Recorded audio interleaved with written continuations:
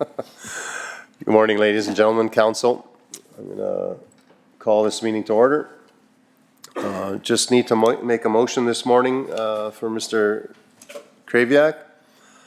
It's going to come up on the screen. He's sick this morning and he needs this motion to for him. He's missed 3 meetings in a row here, so we need this motion, but got sick last night, so we need to make this motion. Would anyone like to make this motion? Thank you, Councillor Fideo, for this motion that council, in accordance with the Municipal Government Act RSA 2000, Chapter M26, Section 174-2, hereby authorize Councillor Kraviak's absence from August 26, 2025 regular meeting of council. Any discussion on this motion, gentlemen? I'm seeing none. I'll call for the vote.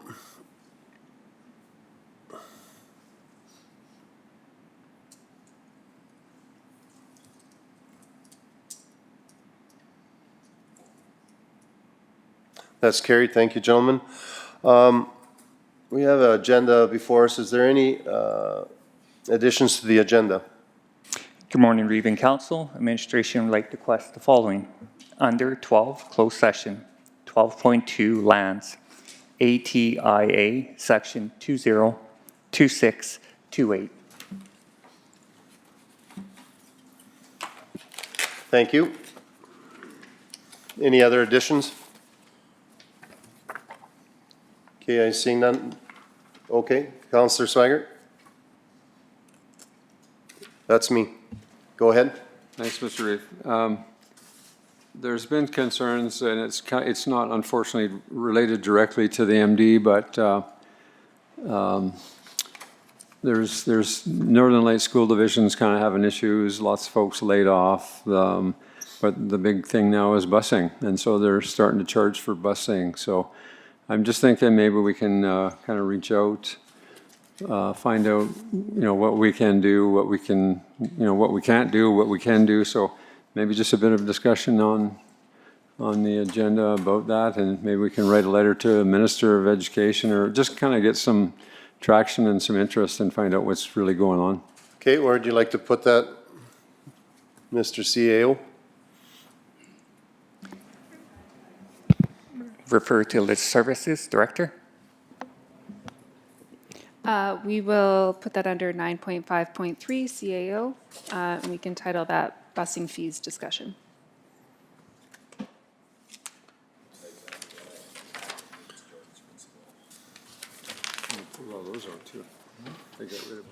Councillor Fideo?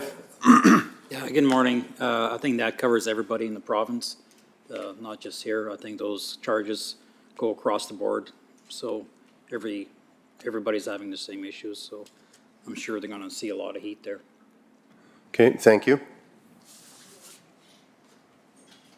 All right, any other additions? Okay, I'm seeing none. I'll need a motion to adopt the agenda, amended agenda. Thank you, Deputy Reeves Carson. Any discussion on that motion, gentlemen? I'm seeing none. I'll call for the vote.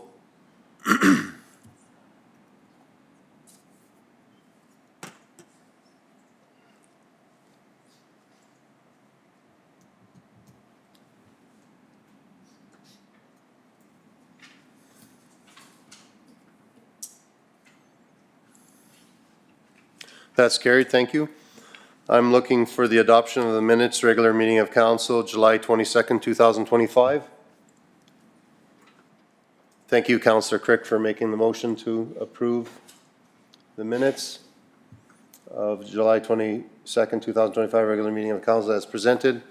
Any discussion on this, gentlemen? I'm seeing none. I'll call for the vote.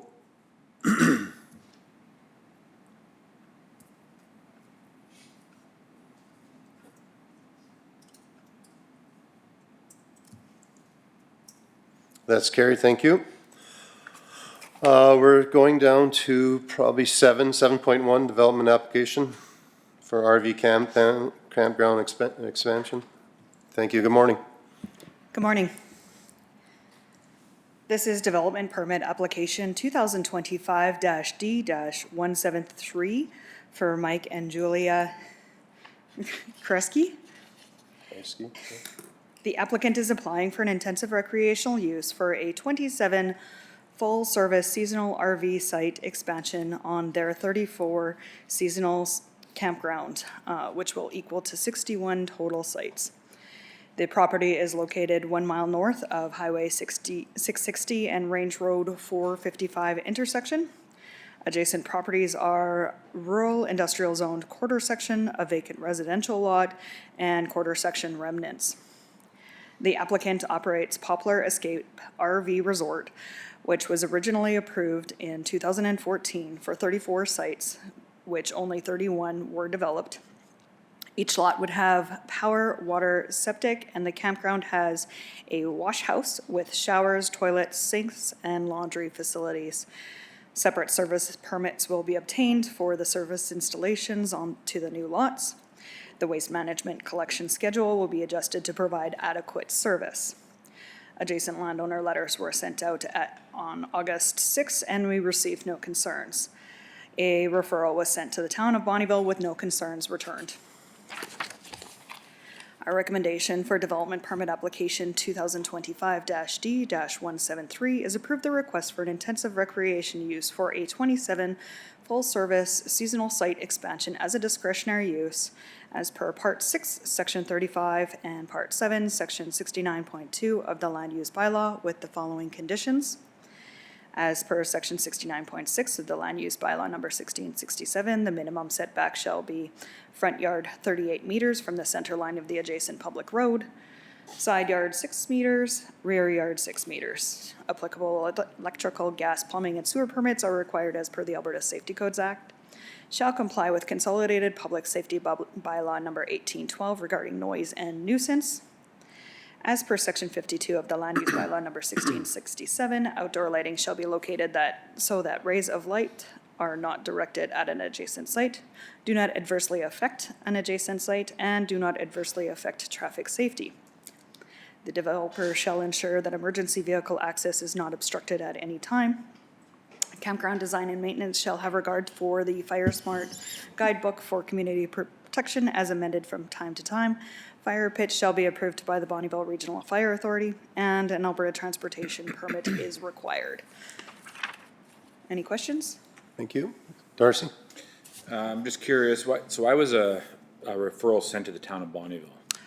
We have an intermunicipal development plan with the town of Bonnyville, and it did go up to the airport because when the intermunicipal development plan was created, the airport was still under their control, and so they did want to have some control over development that was near the airport. So they could have sent a letter, like how far up does it go past? That's about it. That's where it goes to? Yeah. Okay. So they could have had objections to this, let's say? They could have had objections, and they could have recommended some conditions to ameliorate their objections, yeah. Okay. That one's been there for a long time. They're just adding on to it. Correct. All right, would someone like to make sorry, Councillor Crick. Go ahead. Yeah, I'd like to make the motion. It's great to see a local business expanding, so I'll make the motion to approve it. Thank you. Okay, thank you, Councillor Crick, for making this motion. That council approves development permit application number 2025-D-173 for intensive recreation use for 27 full-service seasonal site expansion on Plan 7822619, Lot 1 within Southwest 2961 5 west of the 4th Meridian as discretionary use pursuant to Part 6, Section 35 and Part 7, Section 69.2 of the Land Use Bylaw for Mark and Julie Krosky with the following conditions 1 through 7 before you. Any discussion on this motion, gentlemen?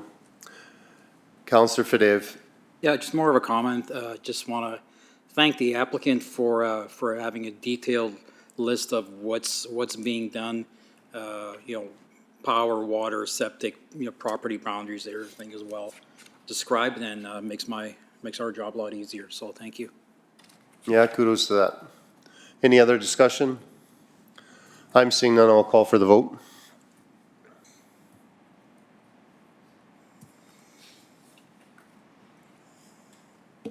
That's carried, thank you. On to development application number 20D178. This application is for BMC Holdings. The applicant is applying for a third and fourth CCAN on their lot. The property is on the west side of Moose Lake at Frontier Bay. Adjacent properties are 2 CR lots and the Frontier Bay Provincial Park. The applicant would like to set up a third and fourth CCAN on their lot for securing their mower, side-by-side, and recreational equipment and furniture. They have purchased new charcoal-colored CCANs and want to place them on the lot so that the trees will be a buffer to the road and the neighbors to the north. The applicant owns the lot to the south and requires extra secure storage. Adjacent landowner letters were sent out on August 6, 2025, and I did receive a phone call from the adjacent landowner, and they were concerned that the applicant would not comply with the required setbacks of 14.7 as per the land use bylaw. And they are here to speak after I am done the presentation. Recommendation for development permit application 2025-D-178 is approve the request for a third and fourth CCAN as a discretionary use as per Part 6, Section 32, and Part 7, Section 71.2 of the Land Use Bylaw with the following conditions. As per Section 71.4 of the Land Use Bylaw, the minimum setback shall be front yard 7.6 meters, side yard 4.5 meters, rear yard 7.6 meters, building height maximum 7 meters. As per Section 32 of the Land Use Bylaw number 1667, an accessory building shall not be used as a dwelling. A permanent accessory building shall not be located on an easement or utility right-of-way. An accessory building shall be set back a minimum of 2 meters as per the fire code regulations from the principal dwelling.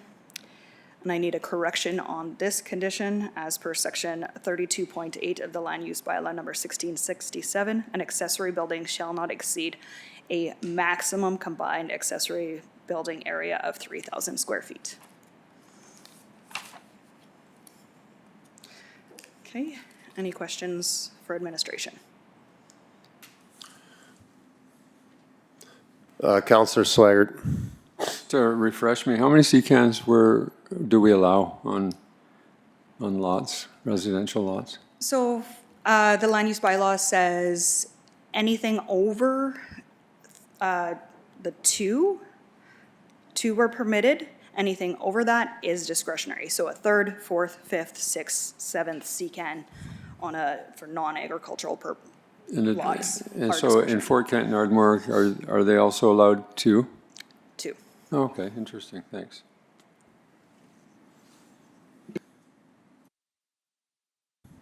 You said there was someone here that wishes to speak? Yes, Dan Lepawi is the adjacent landowner and would like to speak, and council can make a motion. Okay, we need to make a motion to, would someone like to make a motion? Yes, oh, sorry, Counselor Subchick, I didn't see you. Thank you, Josh. I got a question. So, on that photos there, is that the two CCANs on there now with the blue roof or whatever? The applicant has 2 smaller CCANs and 1 shed on the property. Yeah, I don't know, putting lots of CCANs on a little property is, especially by the lake and recreational area. Yeah. Okay, I'd like to hear more. Okay, Deputy Reeve Scarson. Yeah, I'll just make the motion to allow them to speak. Okay. Thank you, Counselor Scarson, for making a motion. There it is. That council approves Dan Lepauny to address council regarding item number 7.1, development application number 2025D173 RV campground expansion. No, that's can't be right. 178. We must have the wrong one. I thought that sounded wrong.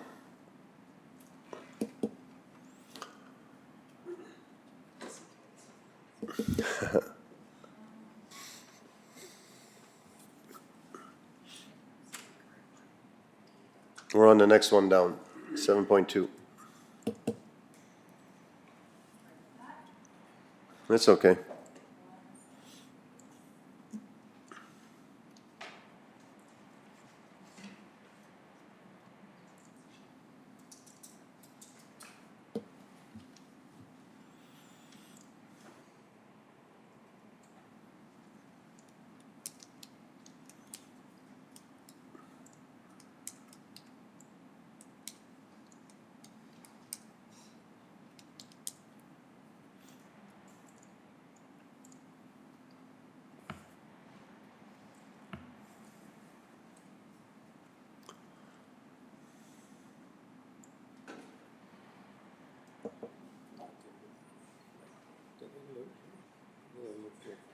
I think he owns this lot.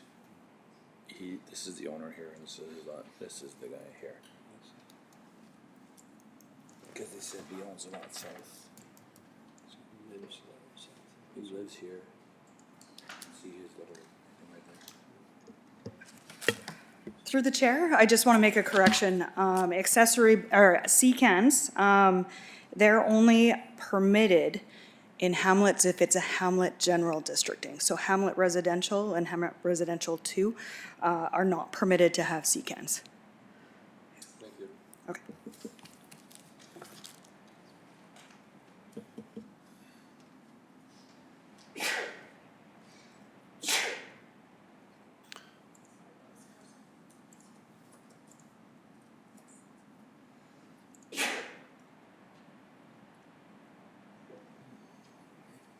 All right, thank you. Moved by Deputy Reeves Carson that council approves Dan Lepoli to address council regarding the items on 7.2 development permit application number 2025D178. Any discussion on this motion, gentlemen? I'm seeing none. I'll call for the vote.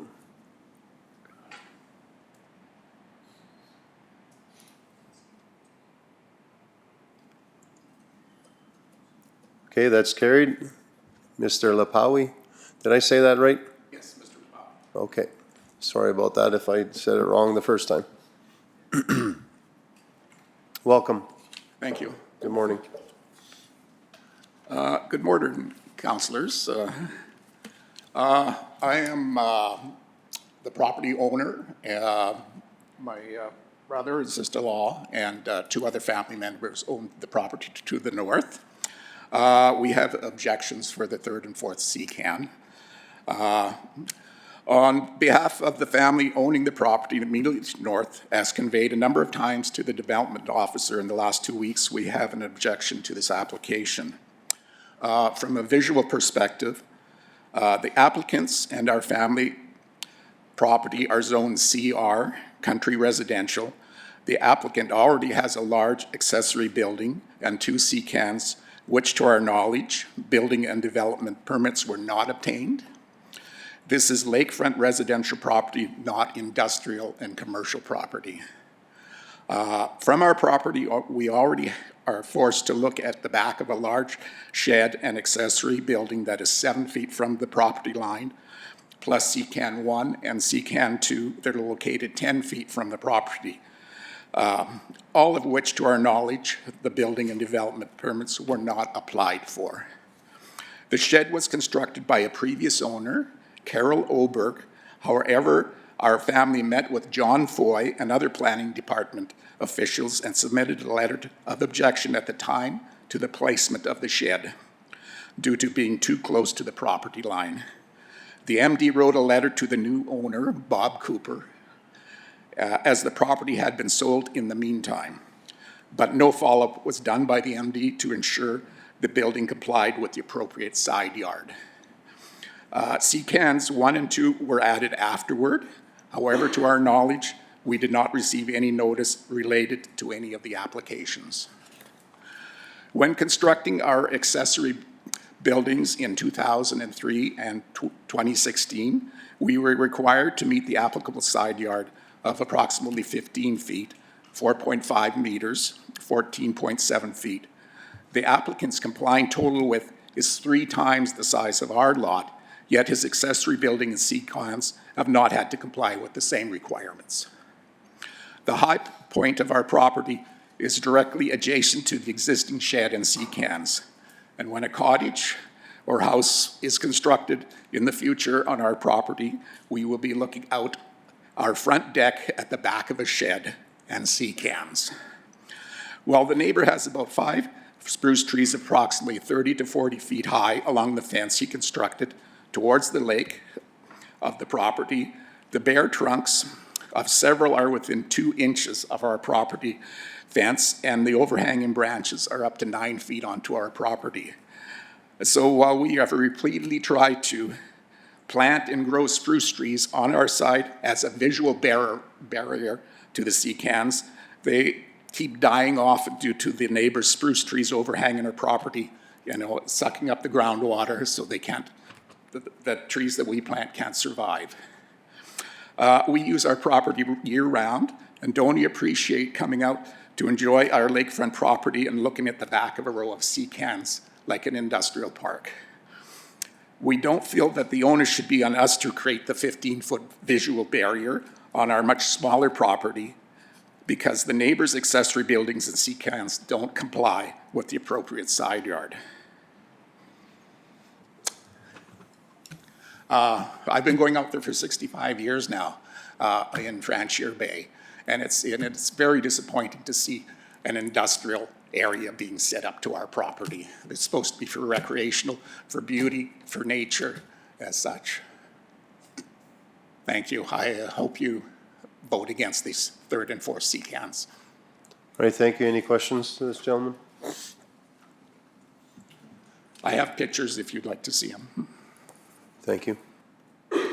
Thank you. So I got a question. Is there a house there right now?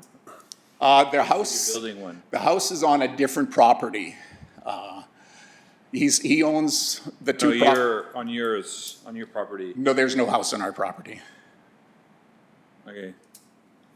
Just, I don't know what that looks like there. There's a garage there. Oh, a garage.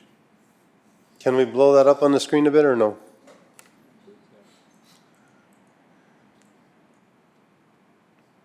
Maybe not.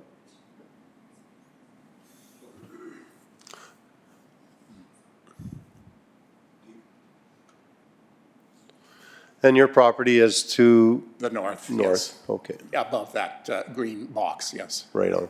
Yeah, I got it.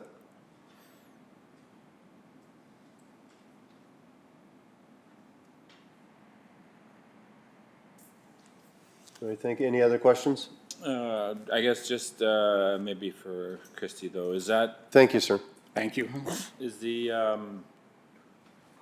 applicant? Does he look after the park? Is that who that is or no? Like, why does he need to have all this storage? Is it for equipment that looks after the provincial park? Not that I am aware of. Oh, okay. Yeah, this is for his personal equipment and his like lawnmower side by side and everything like that. He does own those two lots, has the house on his south lot, and uses the other lot for the stuff, the living stuff. Yep, just give me 1 second. Okay, we're going to start with Councillor Fadеев. Yeah, good morning. It would have been great to see some historical, I guess, data on this, regards to the sea cans. When was the 1 and 2 set in there? Okay, so in 2013, administration obtained permits for the shed and a gazebo that was on the site. In 2015 was when the additional 2 smaller sea cans were added and the gazebo was removed. So currently on that lot are 2 sea cans at 160 square feet each and 1 shed that is 276 square feet in size. So in regards to the setbacks of these sea cans, Yeah. Is there certain rules that they have to follow, or are they within compliance? I'm sorry, what Well, the was? sea cans where they're placed right now, 1 and 2, Yeah. are they compliant? So without obtaining a real property report, we cannot determine if they do comply with the setbacks or not. So the applicant was told what the setbacks were. Because they're not buildings over 250 square feet, there wasn't a requirement to obtain a stakeout plan and a building location certificate. And yeah, they are movable structures. And yeah, we do not have evidence where they're located in the lot without surveyor involvement. Okay, thanks. Okay, Councillor Slipchuk? I'm sorry. Were the permits, they mentioned about permits not taken, were there permits taken out for these sea cans and all that? Yes, the permits for the original sea cans were taken out in 2015. Okay. Okay, I think if we, like, put a bunch of sea cans, we're just gonna open up where anybody can start applying to have all kinds of sea cans at the lake lots and that. That's my comment. Okay, thank you. Counselor Crick? Yeah, thanks. Well, most of my questions have already been asked and answered. But he did mention that there was trees hanging over, I think 7 or 9 feet onto his side of the property. Is he allowed to cut those branches off that are hanging over the property line? The land use bylaw does not have any regulations about tree branches over property lines. Thank you. Counselor Swigert? Yeah, the speaker actually, was talking about sort of non-compliance with setbacks, and, I mean, he probably knows because he lives there, and he probably has survey pegs, or maybe he doesn't, but, yeah, just, I'm not quite so happy about it either, and he originally mentioned 2013. What year did you say those were put in, 2015? Okay. And so he was working with an original, or John Foy was kind of our planner at the time, and so you say they're all compliant now? There's no issues with compliance, or you're saying we don't know because we don't have a real property report? Is that? They do have permits, but to say if they are sitting at the correct setbacks would involve surveyors. Okay. And through the chair, I do want to point out, I did do a site inspection. The secans are on the site currently. The The two, new secans are. the have 3 and been 4 delivered. already are on the site? They have been delivered. Okay. Yes.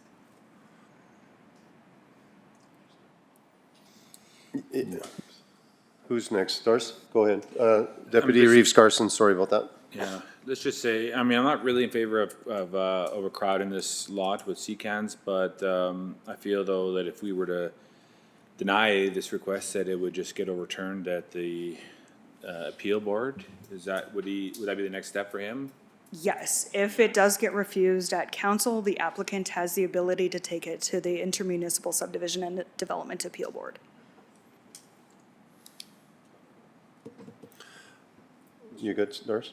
Yeah. Counselor Swigert? Yeah, I that even makes it more that I'm not in favor of it. Like when people do things like that, and then we're supposed to kind of bend over and change our rules because they've already done it. It's like just sets a precedent for anybody who wants to do anything, and they'll bring it to council and ask for forgiveness and a variance in something. So I'm not in favor of that, unfortunately, but for him. Yeah, it's just kind of not right to do that. I mean, residents know what the regulations are, so don't do it and then ask later, for forgiveness. So thank you. Thank you. Counselor Crick? Thank you. Yeah, you said you did a site visit out there and that we can't verify if they're sitting in the proper location with the proper setbacks without a surveyor. But did you notice, like, I'm guessing there's probably a fence, you can probably kind of have a rough guess if it's about 15 feet or not. The purpose of the site inspection was to see about the new secans, not the existing secans. Okay. Did you happen to notice though, like if they're, 3 feet from the fence or you didn't No. notice? Okay. Yeah, I have to agree. They already moved the secans there. It's kind of and then we're making a motion to see if we can bring the secans there. It's just kind of defeats the purpose of the whole thing. Any other comments, or does someone like to make a motion, or any other discussion?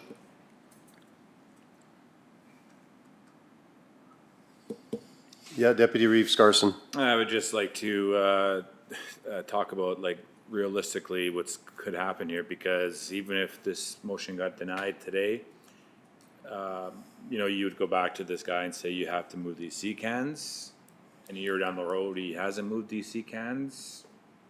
What's the recourse then? We do have the ability to fine the landowner for non-compliance. And then still, there is, they still have to comply after a fine is issued. If there is continued non-compliance, we can put a stop order on the property. And through the Reeve to council, I do want to clarify the application process. I don't believe this applicant understood when he purchased the secans that these would be discretionary, because not many people know the rules by heart, right? So And because the timelines for discretionary versus permitted are so different, the delivery date can be explained through that delay in decision. So, Okay, yeah. sorry, Counselor Fideo. Yeah, no worries. This is like recreation lots, again, with 4 C-cans out there, it's gonna definitely change the appeal of the area for sure, and it's just something that I don't think anybody's looking for, so, is there a motion made out there already? Or? No, not yet. You'd like to make one? Yeah, I'll make the motion to deny the request. Come again? What did you say? Sorry, I didn't I'll hear need to you. make the motion to deny the request, so. So what number is that?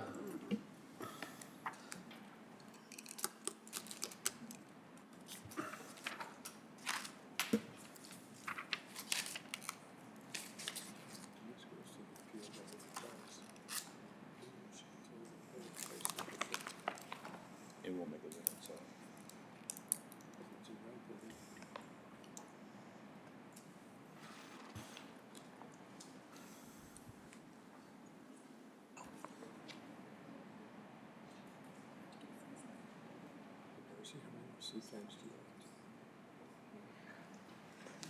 Okay, so when making a motion for refusal, you do need to provide a reason for the refusal.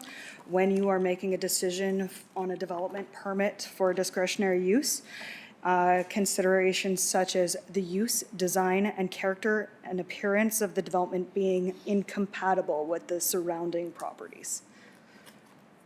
Took the words right out of my mouth. Mr. Reed? Yes, sorry. Counselor Swaggart. Can we just add also, because to me, the turning point was that they were placed there before they even got permits to do it and authority to do it. So to me, that makes a huge difference too. And if they appeal the decision, I hope the appeal board also gets that information that they, C-cans were placed there even before they got permission to do it. I mean, that's important. And I think that probably is another reason that you could put in your motion there that I'd be against it. There's just, you can't just have people do things and then come ask for forgiveness. It's just not right.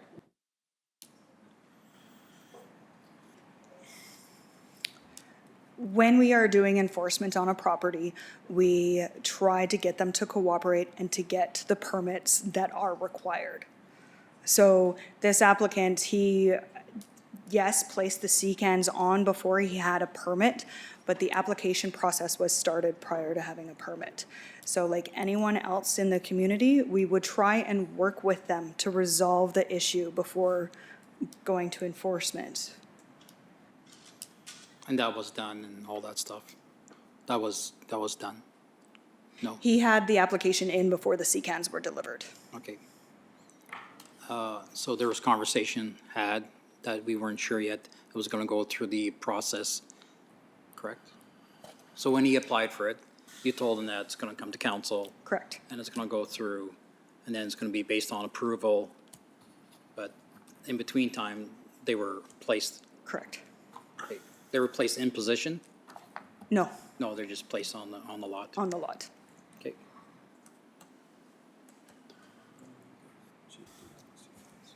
We're just waiting for the motion.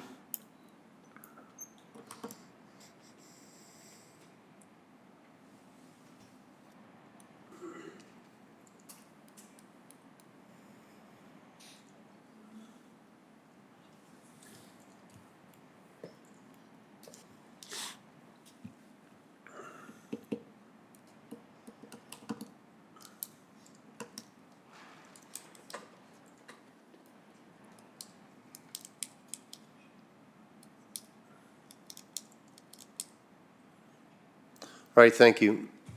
Counselor Fideo for making this motion. The council refused development permit application for the following reasons. The use, the design, character of the appearance of the development being compatible with surrounding properties. Any discussion on this motion, gentlemen? Counselor Crick? Yeah, I'm just thinking about it and thinking like, does it really make a whole lot of difference if there's 2 or 4 secans on the property? To me, it wouldn't. I think if you're looking at secans, you're looking at secans. It really doesn't make much difference. So just a comment. All right, thank you. Any other discussion on this motion? Yes, Counselor Fadeev. Yeah, I think it totally does. Well, you're doubling the footprint, right? So absolutely it does, right? It's going from this is not a 20-foot container. These are all 40-foot containers. There's 4 of them. That's a big impact on such a small little lot. Well, smaller lot. Shouldn't say it's a small lot, but again, when you've been going that way and you've been there for 60 years and it's a quaint little spot to go do your rec, and all of a sudden there's four secans out there, big secans. I think it's just, I'm not okay with it. Can I have some clarity? Was this first 2 secans like 20-footers, and now these are 40s, or No, they're all.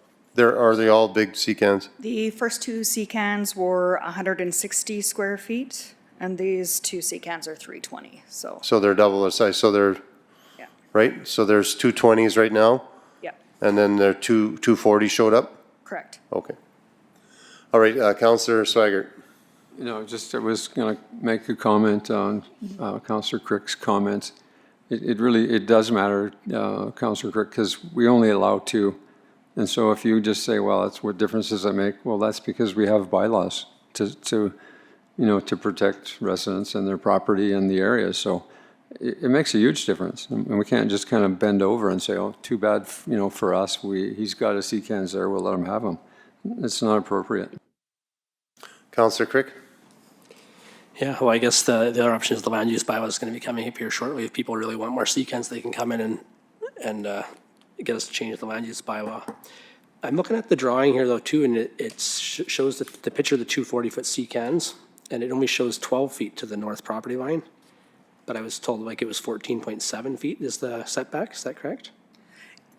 That is correct. The applicant did want a variance, but did not proceed with that. Okay. Yeah. Okay. Okay. Yeah, honestly, this is one I wish I didn't have to vote on because I'm not sure which way to go on it, but it'll work out. All right, thank you. Any other discussion, gentlemen? Okay, I'll call for the vote.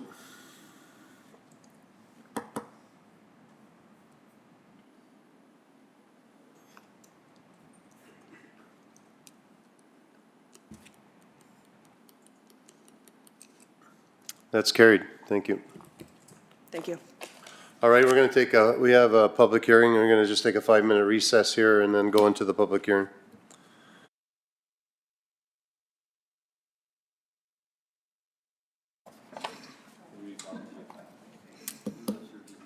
We're good to go? I couldn't say that, but I did. All right, welcome back.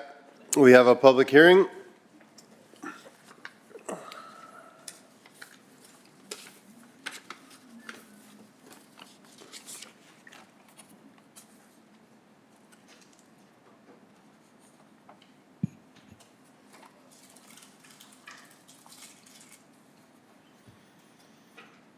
I need a motion to go into public hearing, I'm pretty sure.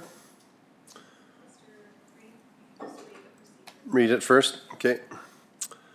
Before we begin this public hearing for bylaw number 1898, closure and disposal of a registered roadway, I would like to announce that this public hearing will include both in-person and electronic participants that is being recorded and will be accessible for public viewing. Additionally, I would like to remind in-person attendees who wish to address any of the public hearings on today's agenda to register your name on the speakers list at the entrance of council chambers. I would also like to outline the process to be followed for this public hearing.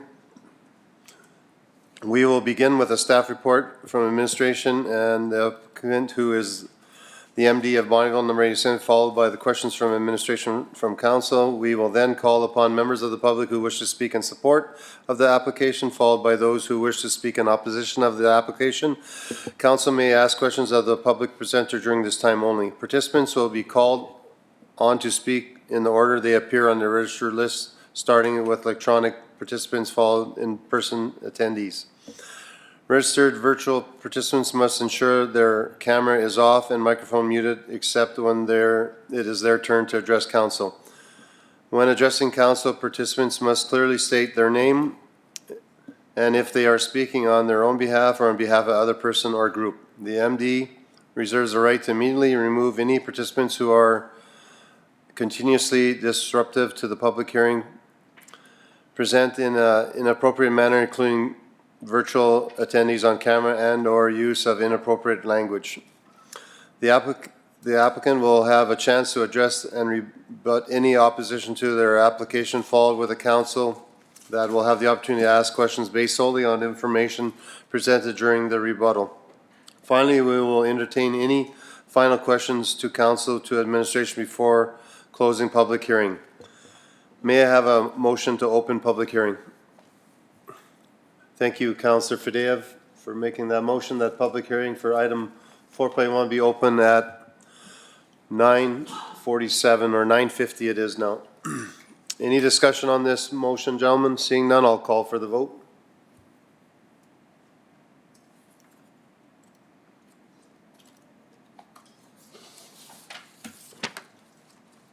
That's carried. Okay, I'm going to open the hearing.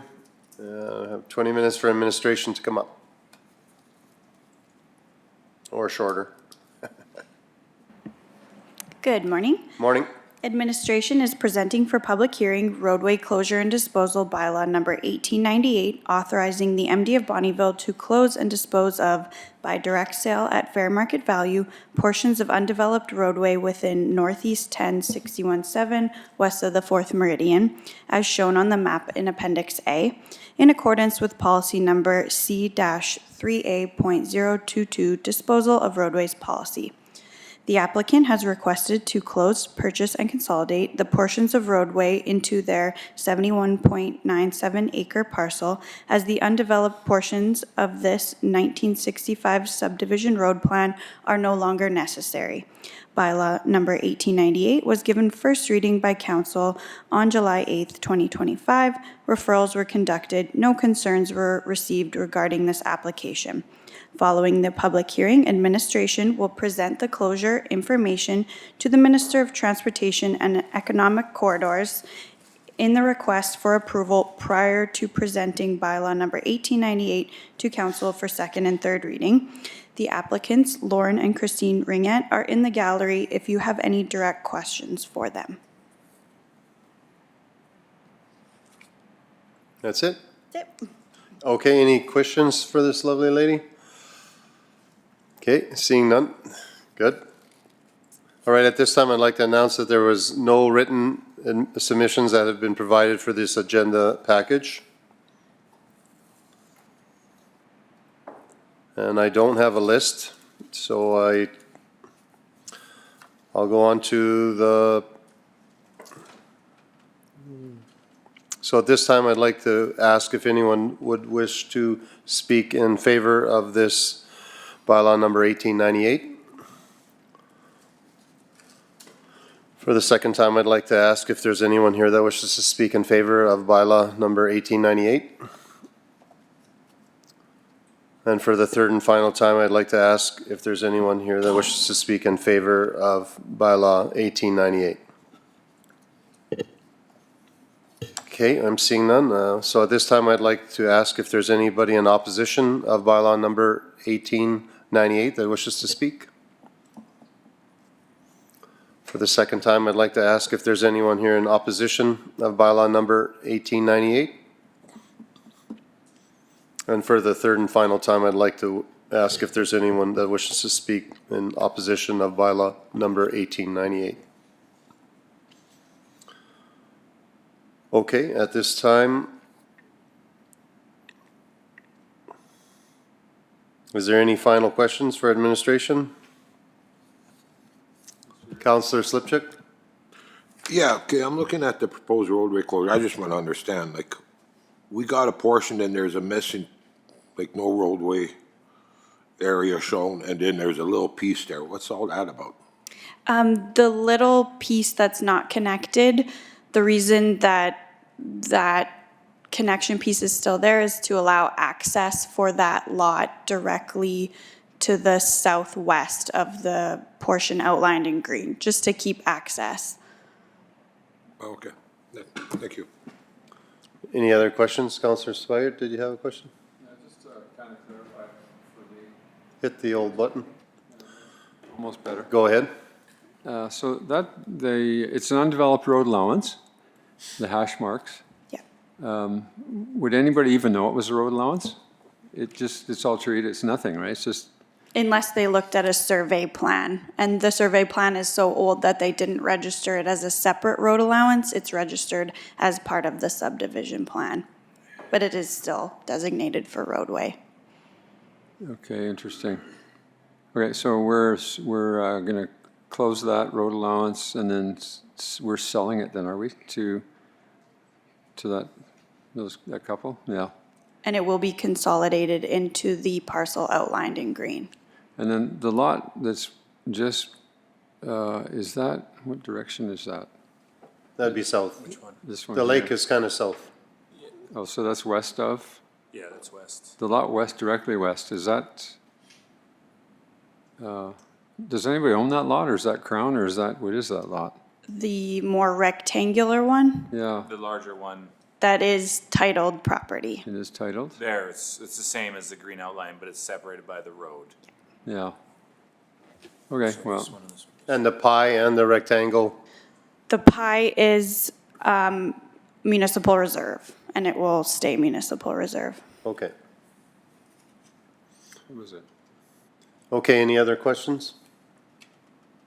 No. Okay, not seeing any. I'm going to ask for a motion to close the public hearing. Counselor Fadeev, thank you for making this motion that the public hearing for item number .41 be closed at 9:56 a.m. Any discussion on this motion? I'm seeing none. I'll call for the vote.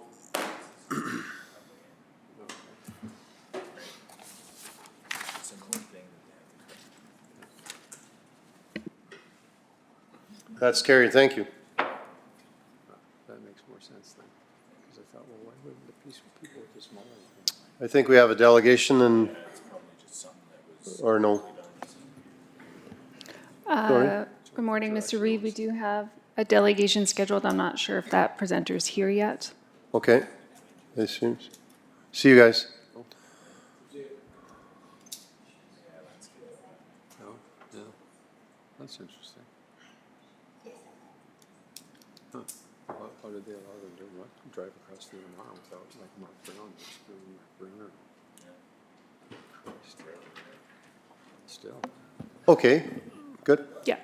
So, good morning. Once again, we have a delegation for STARS here, and I think this is a lovely lady right here. Welcome. Come on up. Good morning. Good morning. My name is Shannon Paquette, and I am a Donor Relations and Development Officer with STARS. I've been with the organization for 4 years now, and I work with municipalities in central Alberta. So I do have a slideshow to present. Okay.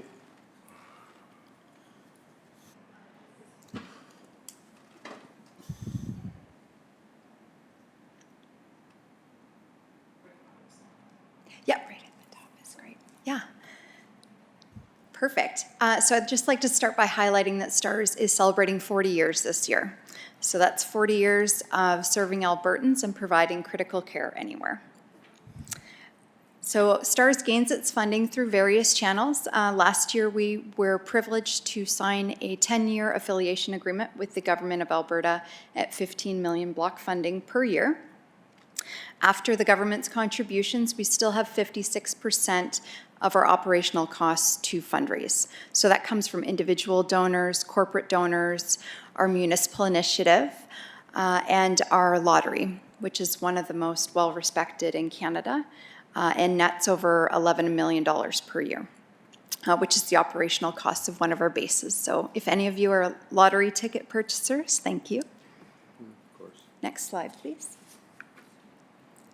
So on this slide, I am showing you a snapshot of our municipal support across the province and in northeastern BC as well. I'm so excited to share that over 95% of Alberta's municipalities are part of our initiative and supporting STARS. And just a reminder that this united effort really ensures a robust health and safety network for all Albertans. So our regional leader partnerships are growing across the province and are represented by the dark blue boxes. These counties and municipal districts support STARS at a minimum of $2 per capita, all the way up to $90 per capita. The light blue boxes represent 9 provincial leaders who include STARS as a fixed-rate standing motion in their emergency services budget, and they have contributed over $500,000 to date. And finally, the 16 complete regional partnerships are represented by the red borders. So all counties, within these counties, all towns and villages and cities are all supporting STARS as well. So on this slide, I can take you through your 15-year mission overview for the municipal district of Bonnyville. Your county averages approximately 34 missions per year that STARS responds to. That's an incredible number of patients that we help in your communities. Interfacility transfers are also included, as these are typically scene calls or emergencies that have originated within your boundaries. They were taken to the nearest hospital, and it was deemed that a higher level of critical care was required. I'll speak a little more to this later on, but we also provide support to rural hospitals as well, even when you don't see the red helicopter in the area. Next slide, please. So this is my favorite slide to share. It's our postal code project. So we use the postal code information from patients that we have flown to show where they lived at the time of the mission. So you can see since 2010, a total of 285 residents have been flown. 157 were picked up within Bonnyville, while 128 residents were flown by STARS from 23 other locations across 2 provinces. So this is a testament that we are there for your residents wherever they travel across Western Canada, and a reminder that accidents and illness do not only happen close to home. As I mentioned, we are across Western Canada, so STARS is borderless. On average, we are dispatched to 11 missions on any given day across our 6 bases. We have 3 bases in Alberta, 2 in Saskatchewan, and 1 in Manitoba. This is a snapshot of one day when we were dispatched to 18 different missions. You can see that they were pretty evenly distributed amongst our bases from the second column. The description column really speaks to the level of situations that our crew has to be prepared for and the amount of training that they go through. You have everything from vehicle incidents to strokes to near drownings. And the final column shows the various different groups that we work with. So our first responders, we can travel via ground ambulance, via fixed wing. We've worked with NICU organizations, and as well, you can see that there was instances where we were told to stand down. This could be either due to first responders able to stabilize the patient and STARS was no longer required, or unfortunately, instances such as weather conditions may have inhibited us from responding. So STARS, we are pioneers in our industry, and this is just one of many examples. We were the first ones in North America to carry blood on board, originally 2 units of blood. Due to the number of high trauma cases that we saw, that was increased to 4 units of blood. And now we carry fibrinogen, which is, it promotes blood clotting. So if we had a severe trauma patient, they could administer 2 units of blood, then the fibrinogen, then the other 2 units, and it gives us more time to get the patient to the hospital. As I mentioned previously, STARS works with rural hospitals to provide more support than just the helicopter. We use an encrypted connection through a program called Good Sam, which allows the team to see the patient live stream through any mobile device. You will have our transport physician on the call as well as specialists, so ultimately it's getting the best possible care for the patient. Physicians at rural hospitals have access to this program at any time. They can reach out to STARS for guidance or advice. So when we say we provide critical care anywhere, this is one example. This was our longest mission to date, flown in 2022. Doug McTavish, a resident of Alberta, was up in northeastern BC hunting when he experienced chest pains. It was determined he was having a heart attack, and STARS was dispatched. As you can see, over 2,400 liters of fuel, 1,700 kilometers, 8 hours of flight, and 5 hours providing care to the patient equals 1 life saved.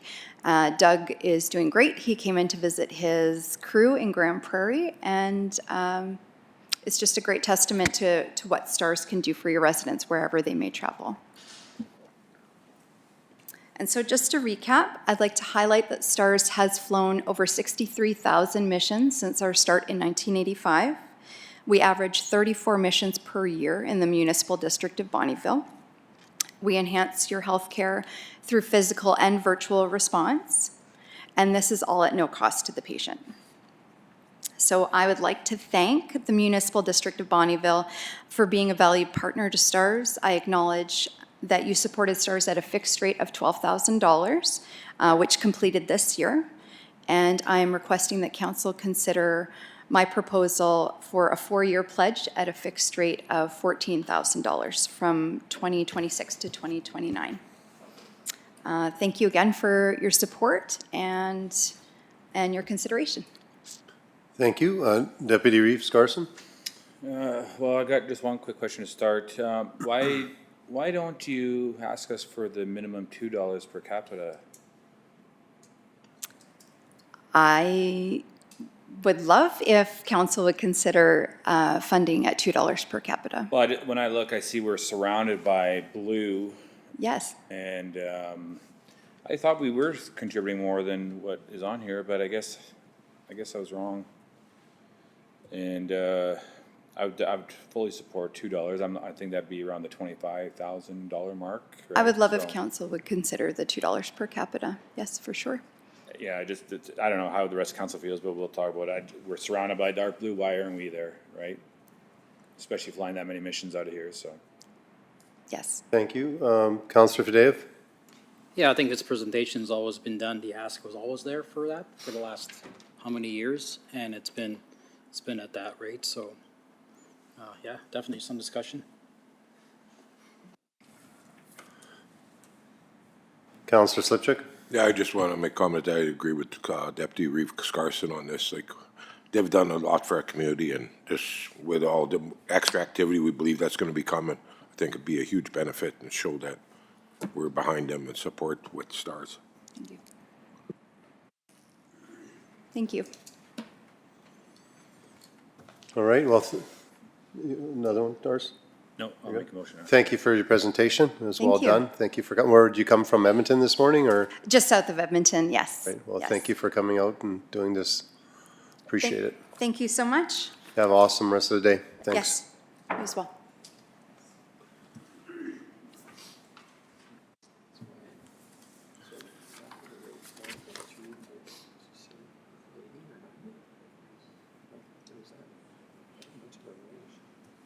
Yeah, well, it's already here. Okay, on to 8.1, or did we need a motion to accept this as information? Sorry, my computer just freezed up here. So we're looking for a motion to accept it as information, correct? Can you put it up and I'll read it? And then I'll get my computer going here. All right, I'm looking for someone to make this motion. Okay, thank you, Councillor Slipchuk. Would you like to say something as well? No? Okay.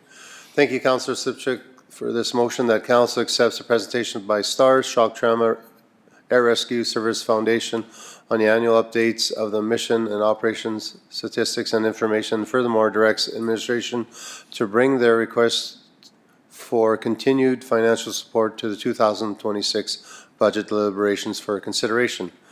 Any discussion on this motion? I'm seeing none. I'll call for the vote.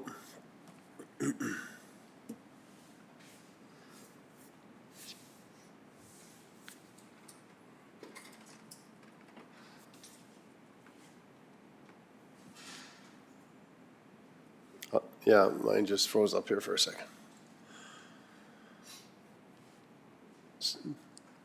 Okay, that's 7 then. That's carried. Okay, on to 8.1.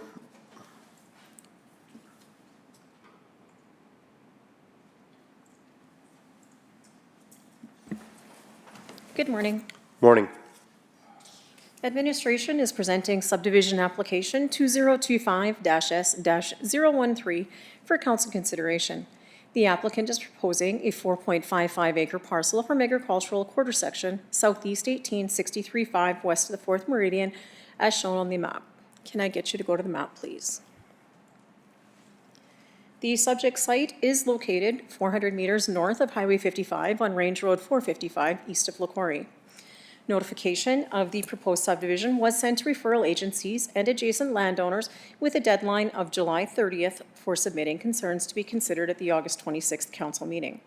No concerns have been received regarding this application. So I'm going to give you some subdivision history. So in 2009, there were 3 parcels taken out that are shown outlined in green. The first parcel was 9.33 acres down in the southeast corner. Then we've got a 2.5 acre parcel and a 4.99 acre parcel. This application for 4.55 acres subdivision does not comply with the municipality's land use bylaw, section 69.4, B.I. the four parcels or less, total maximum of 20 acres subdivided from quarter section that is not fragmented. This quarter section currently has 16.77 acres subdivided out. The remaining maximum area to be subdivided as per the land use bylaw would be 3.23 acres. The request is for 4.55 acres. The recommended action is that council refuses subdivision application number 2025-S-013 for a 4.55 acre parcel from agricultural quarter section, southeast 1863.5 west the 4th for Bob McLeod on behalf of Yulita Tizard, as it does not comply with the Alberta land use bylaw number 1667, section 69.4, that the 4 parcels or less total maximum of 20 acres subdivided from a quarter section. However, land use bylaw number 1667, section 69.4B5, the parcel size does not, the parcel size is not less than 1.5 acres and not greater than 20 acres in total, with the subdivision's authority discretion to increase or reduce the parcel size to accommodate existing or proposed residential developments. The Municipal Government Act, Section 654, states that the proposed subdivision would not unduly interfere with the amenities of the neighborhood or materially interfere with the affected or affect the use of enjoyment of value of the neighboring parcels of land. Therefore, the subdivision authority may approve this application with conditions if they so choose. At this time, do we have any questions?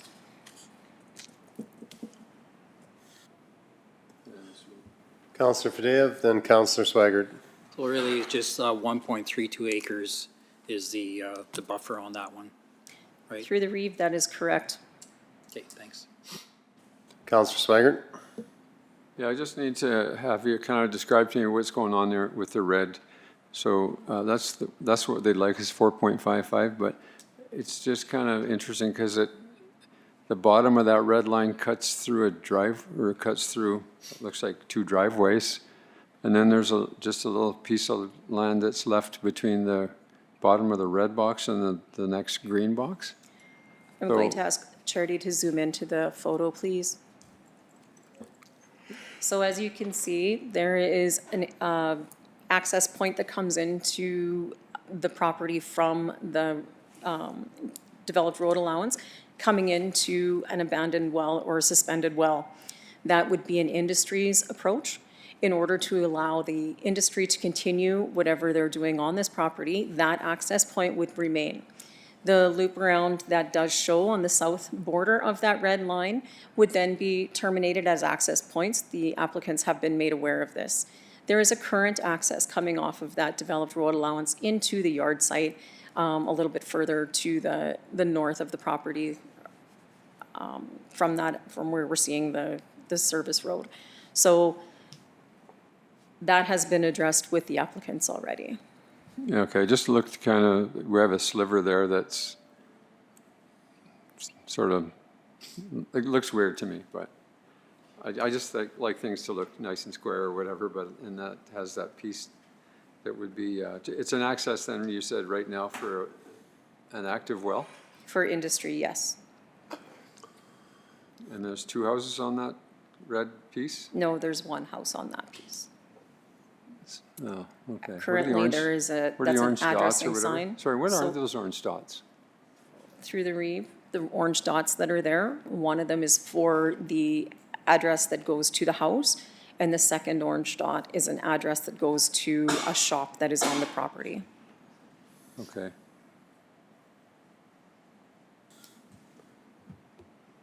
And so there's only two, there's one house though, as you're saying? That is correct. Because the diagram shows two houses. The diagram shows two address signs. So the Oh, it orange shows dots two- are the it shows two address black. signs. Sorry, it shows two black houses on that photo? She's saying one is the Yep, shop. one's a shop Oh, and one's one's a the house. shop. Yeah. And then, so the orange dot is, A shop and a house. Yeah, she said there's a address sign for a house and there's a address sign for a shop. okay, so the orange dot is on the shop and the house to the right of it and below is part of that shop? Like there? I'm just trying to understand what it is all. That's okay. You're not saying the same thing, This is a obviously. house. Yeah, and And what's, that's the shop. and what's this one? It's another house. He's looking at, there's a little black outline. If you zoom in to the right, right by the road, the main road, There's another house right showing. between the two orange dots. I do not know why our mapping system has two houses shown on Yeah, there. it's just a There is black one outline. house on the property. Yeah. Okay, because it actually shows three houses, but, yeah, it's just confusing. Okay, thank you. You're good? Yeah. Counselor Slipchuk? Yeah, I know this part, this road in Oh. this area, so I don't see an issue with approving this subdivision. It's not farmable land or nothing already. I think we should just make a motion. I'll make a motion for, as soon as it opens up here, option 2. If I may proceed with the conditions for option 2 that administration would like to see applied if this is approved. Okay. Pursuant to section 655, that all approaches be installed as per the developer's expense, and that there is a cash in lieu of $3,730 per hectare that would be dedicated for 10% of the proposed parcel. Pursuant to section 655, that a real property report be submitted, and in that instance, it would show if that was a second dwelling, which we would address at that time. Number 4 is that the safety sewage disposal would comply with the Alberta Safety Codes Act and Part 2 of the Province of Alberta Public Health Act. Number 5, that taxes to be paid in full. As a side note, the 4.55 acre parcel does make for a cleaner subdivision and aligns with good planning practices. Okay, thank you. Yeah, Counselor, Deputy Reeve Scarson? Just wanted to make sure there's no concern with that little strip between the red and the green line there. Like I thought, shouldn't that be joining? I know there's an access road there, but let's say So- one day when that oil well gets abandoned, that's just a strip that belongs to the quarter then? Through the Reeve, the piece of land that we're leaving there as an access point at this point would also fall into line if there were ever to be further subdivisions taken in on that property. It's now going to allow us an internal access road into that, the remainder of that quarter section. As that is the only access into that quarter section at this time, that's why we are leaving it as and it is measured out, I believe, at 100-foot separation, allowing for. So it's 100 feet between the two property lines there? Correct. And is it So that would be considered a road allowance then? We would not dedicate it as a road allowance at this point. However, if future subdivision were to happen, that would then become the access point for that point. All right. So he has to move the road off of there though, his approach off of that? Can we go back to the other map, please, Charity? Cause he said they had to remove their loop driveway there or That whatever? loop driveway that is in there, they would not be able to access it from the quarter section, as that parcel now would not be part of that quarter section any longer. They do have an existing approach that comes directly off of that developed road allowance. All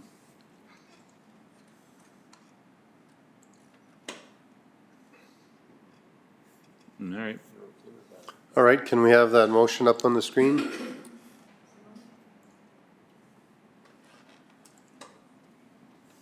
Okay, thank you, Councillor Subject, for making this motion that council approves subdivision application number 2025S013 for a 4.55 acre parcel from agricultural quarter section southeast 1863 5 west of 4th Meridian for Bob McLeod on behalf of Yulita Tizard as per the following conditions.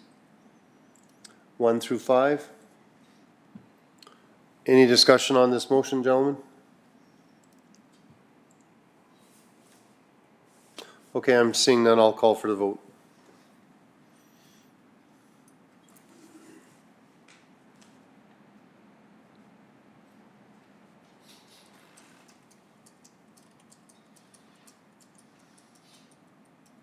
That's carried. Thank you. Thank you.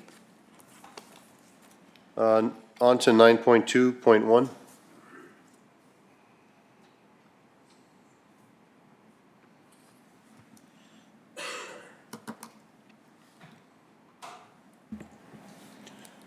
Good morning, Reading Council. Morning. On August 27, 2024, during a regular council meeting, regular meeting of council, council directed administration to draft an amending bylaw for council to update Schedule A of bylaw 1796, a speed rate bylaw for the purpose of reducing the speed limit to 30 kilometers an hour from 60 kilometers an hour on Bridge BF 27515 on Range Road 485 Alpha, also known as the Truman Bridge. Additionally, during the spring of 2025, a series of serious collisions took place north of LaCorrie in an area known as the S-curve, where Range Road 460 becomes Township 640. These collisions were discussed with our industry partners at a scheduled industry meeting on June 19th of 2025. And due to the curvature and slope of the roadway, the frequent fog in the area, and the wildlife common to the area, they requested that council consider a speed reduction to 80 kilometers an hour, down from the current 100 kilometers an hour in that area. Administration supports these speed reductions and is seeking council support to amend bylaw 1796 accordingly.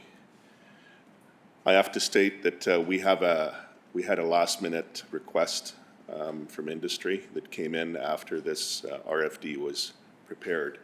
They are also requesting that the south gate, that we do some speed reductions as well as you approach the gate, because as it stands right now, the speed limit is 100 kilometers an hour right up until the gate.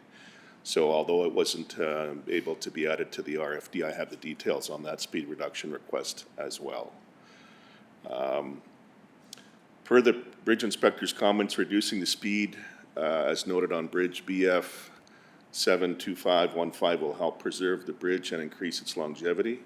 Additionally, it's expected that reducing the speed on Township 640 to 80 kilometers an hour from 100 kilometers an hour will reduce the risk of motorists navigating those areas, particularly during inclement weather conditions.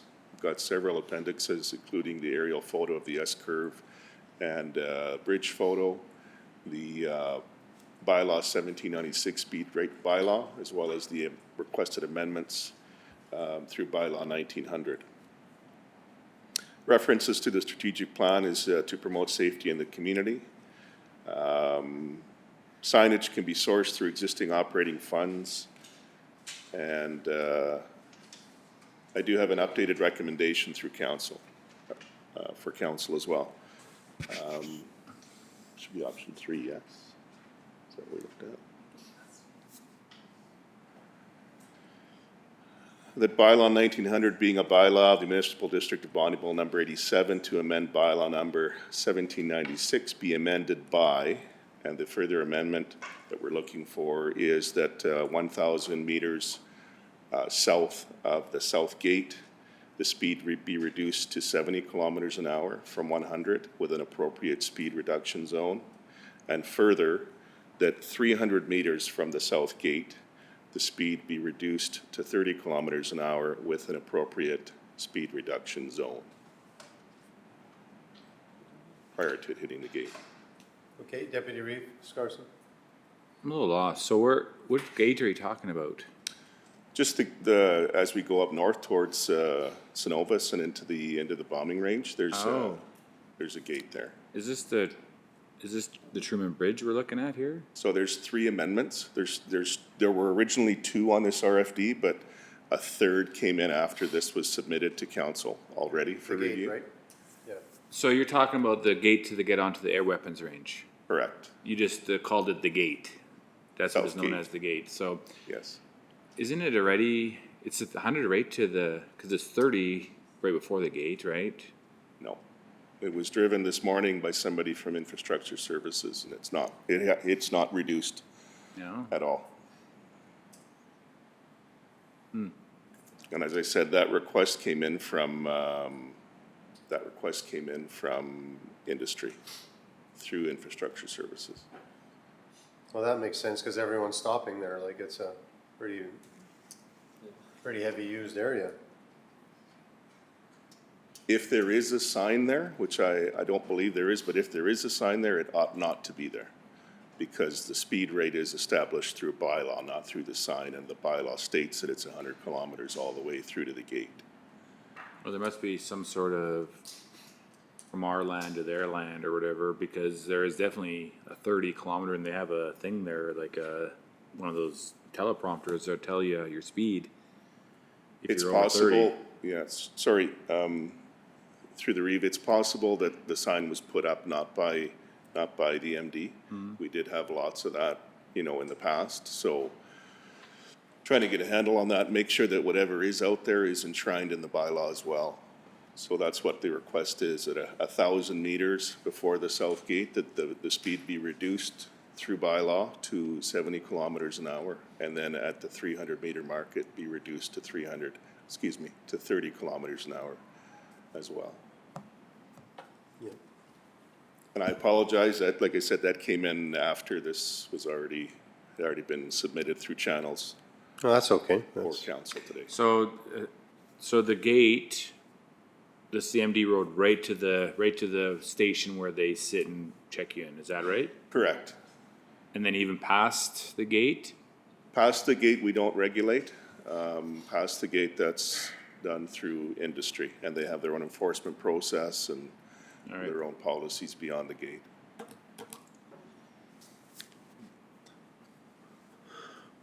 All right, any other questions or comments, or someone like to make a motion?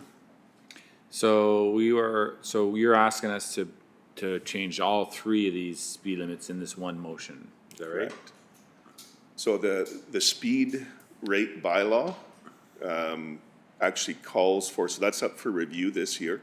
So we'd like to make a few changes to that, because it actually calls for us to hang on to requests like this for sort of a one-time meeting throughout the year.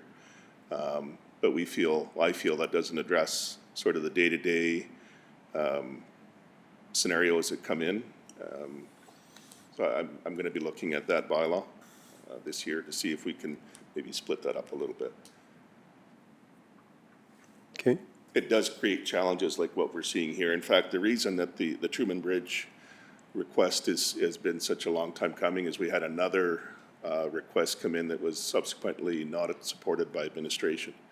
But the wheels have to turn, and we have to investigate those things before we bring it to council for consideration.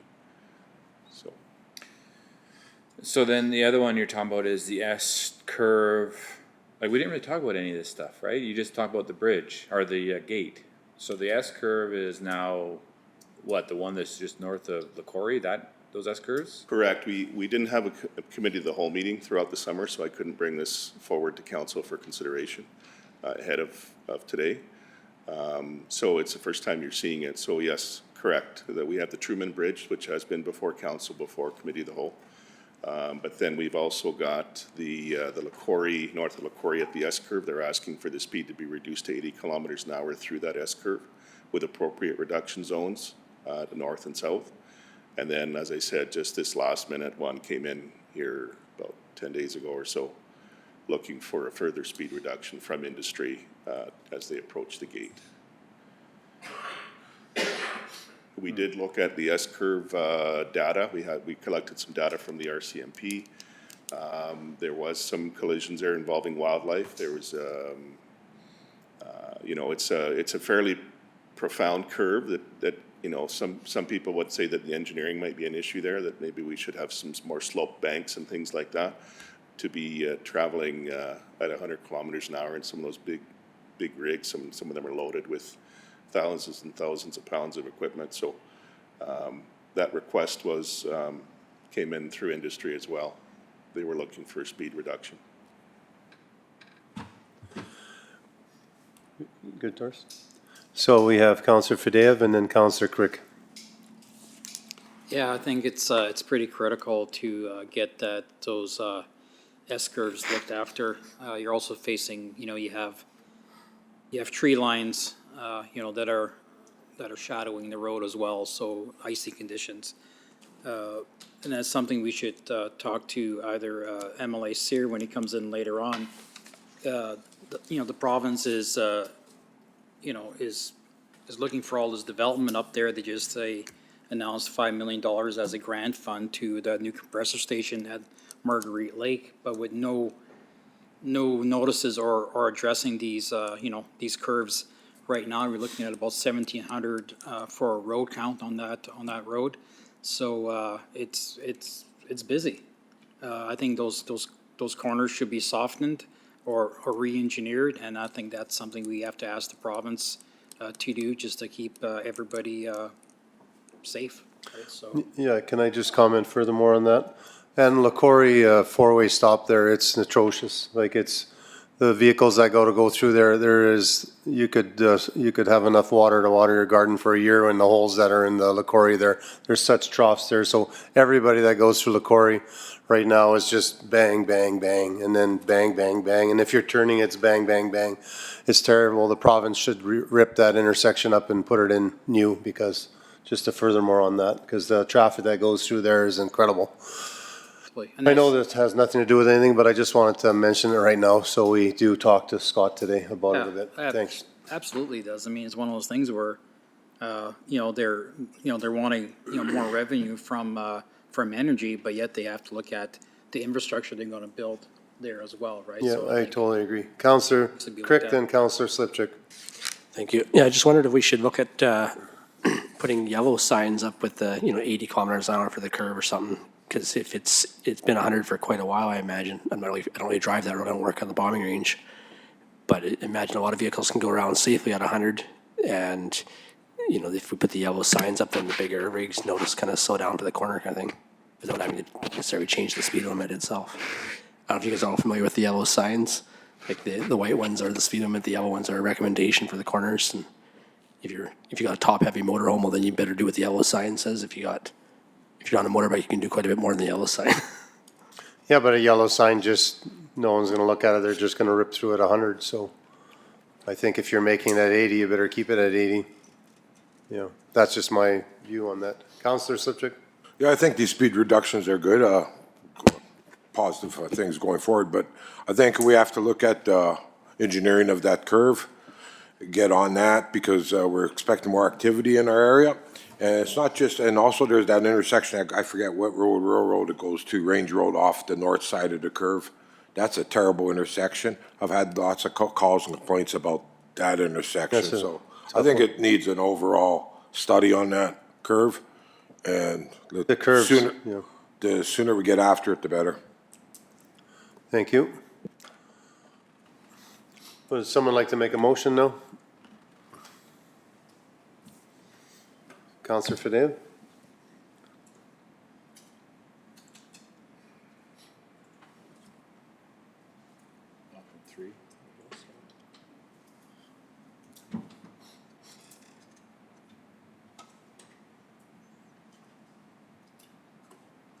Thank you, Councillor Fadea, for making this motion. That bylaw number 1900 being a bylaw of the Municipal District of Bonneville, number 87, to amend bylaw number 1796, speed rate bylaws be amended to adding the following to Schedule A as a clause 6E. Range Road 460 approaching the south gate to be reduced to 70 kilometers an hour, 1,000 before the park gate with appropriate speed reduction ahead zone, then to 30 kilometers an hour, 300 meters before the gate with appropriate speed reduction ahead zone, and to be given first reading. The park gate? Or the south gate? It says south, did I say park gate? It says Well, park it on says there. park gate in there, so I'm just curious. It says south and it says park. It's not a park, so it's. Right after. Before the park gate, before the, that's probably not, It's not a park, it's something.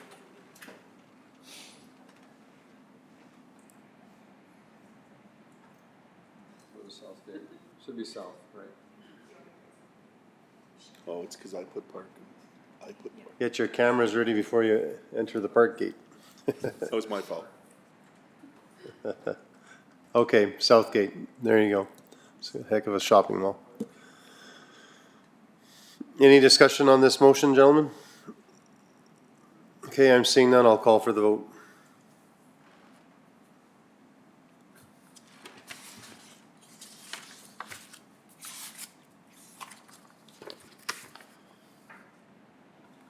That's carried, thank you. Thank you.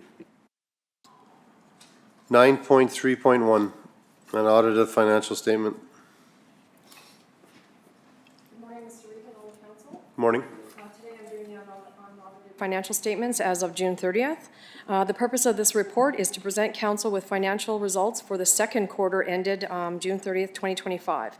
Regular quarterly financial reporting provides council with required financial information to make informed business decisions and assist in meeting council's responsibility to the community, as well as adhering to the CAO's legislative responsibility to inform council. Attached for council's review is Appendix A, which is the statement of operations. This is report budget versus actuals with the variances thus far.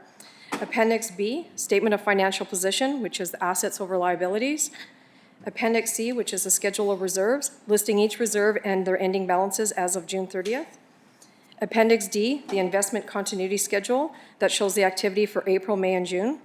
And then the Appendix E is the capital project work in progress report.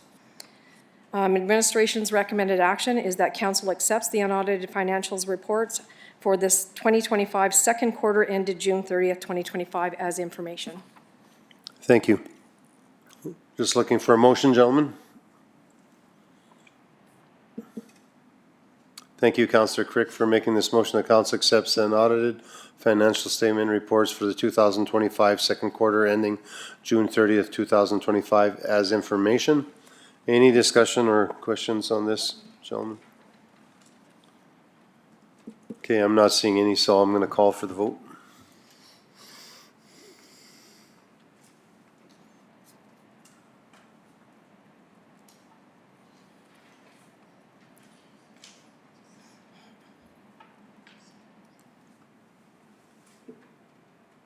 Who didn't vote?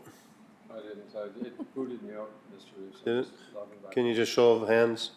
I'm voting now. Okay, Does that work? very good. That's carried. Thank you.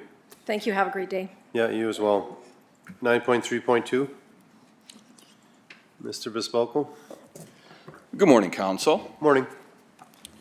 Today before you is the 2024 Annual Report and 2025 Budget Report. Administration has prepared the attached 2024 Annual Report and 2025 Budget Report for Council's information.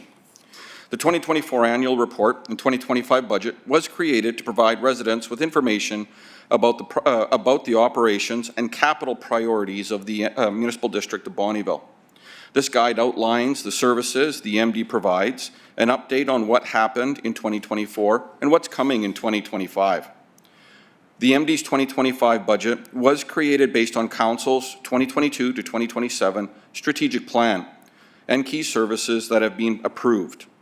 Each section of this budget document provides a brief overview of the department, budget, and projects to be delivered in the upcoming year.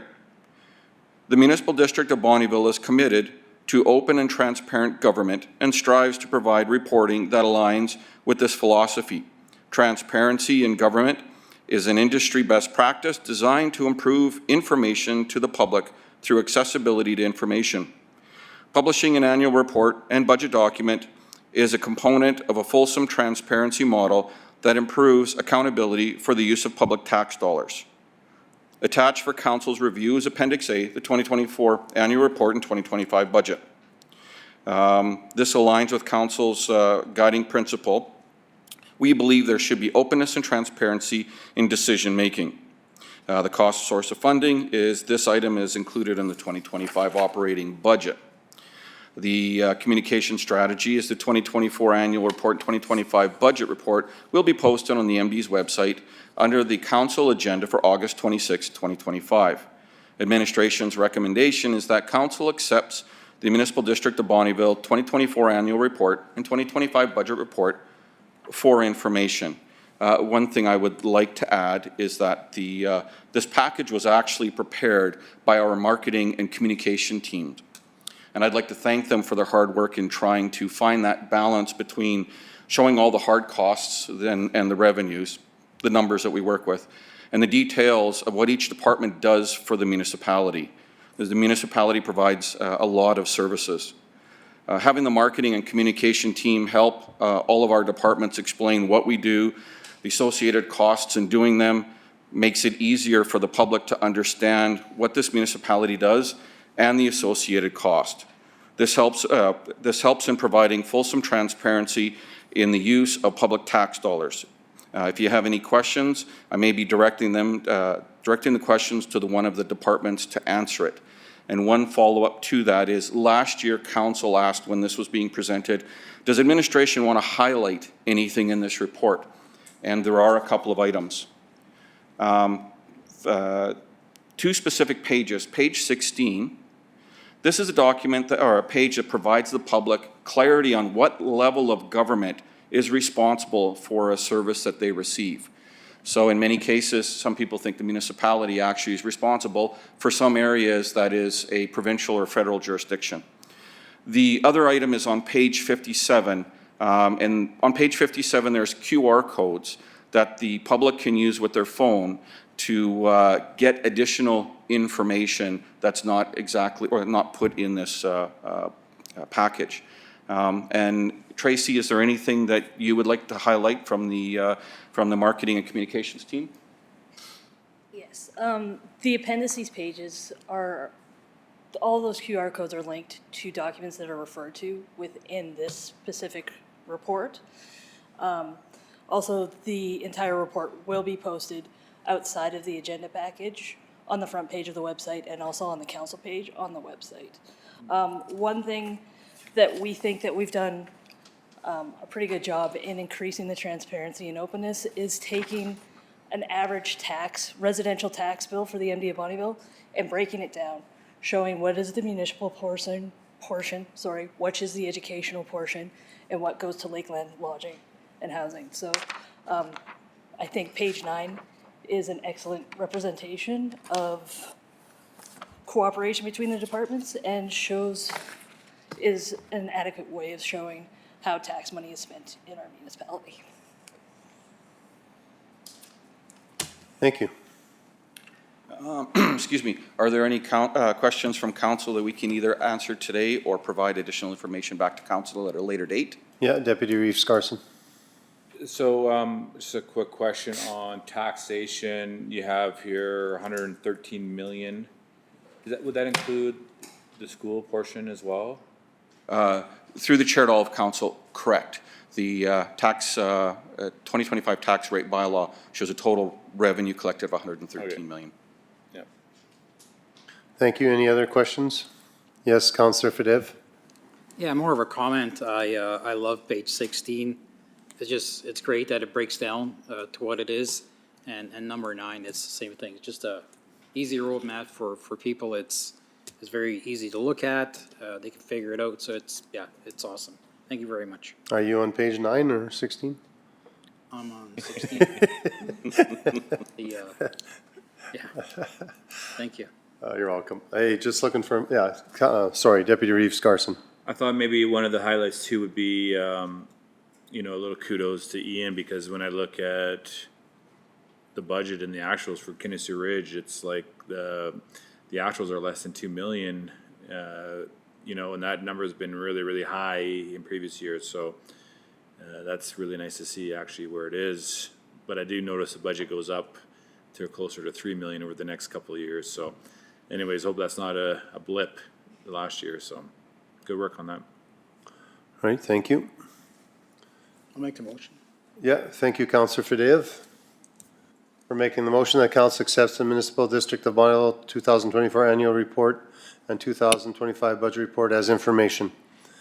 Any discussion on this motion, gentlemen? I am not seeing any, so I'm going to call for the vote.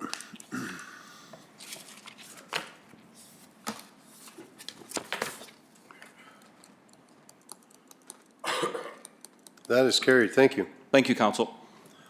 9.4.1.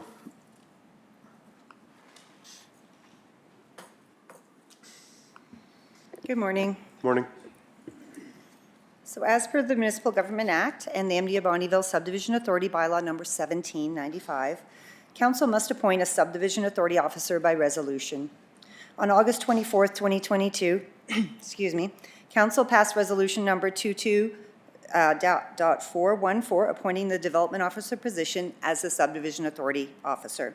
Since that time, a planner position has been added to the Planning and Development Department, and both the development officer and the planner now work on subdivision files. The subdivision authority officer is responsible for managing subdivision applications, issuing and signing decisions and notices, maintaining complete records of each application, and carrying out any other duties as delegated by the subdivision authority. So administration is proposing appointing the Director, Planning and Development, as the subdivision authority officer. This approach would provide flexibility, as the director can delegate responsibilities when needed due to holidays, medical absences, vacancies, or changes in departmental structure. So our recommendation is that council appoints the position of Director, Planning and Development as the subdivision authority officer. Thank you. Looking for a motion or some discussion? You'll make the motion. Thank you, Councillor Slipchick, for making this motion that council appoints the position of Director of Planning Development and Subdivision Authority Officer for the Municipal District of Mile number 87, effective August 26, 2025. Any discussion on this motion, gentlemen? Yes, Councillor Swigert. Thanks, Mr. Reed. Is that a workload kind of change, though? I just wonder if, is that, you know, should it be two positions and, or two bodies doing that, or is it fine doing that? I just don't want to get stuck into having a, you know, too much of a workload or something for one. So you're changing it to one person rather than two, is that it? No. So yeah, currently right now it is Office of the Development Officer, which we have two development officers, but only one's working on subdivisions. We also now currently have a planner position that works on the large multi-lot subdivisions. So by appointing it as a director, the director can then delegate to either one position or two positions or change the delegation. Okay, so obviously you put lots of thought into that, and Right, that's, yes. you're happy with that then, I guess? Yes. Yeah. Okay, well, thanks. Okay, thank you. Any other discussion on this motion? Okay, I'm seeing none. I'll call for the vote.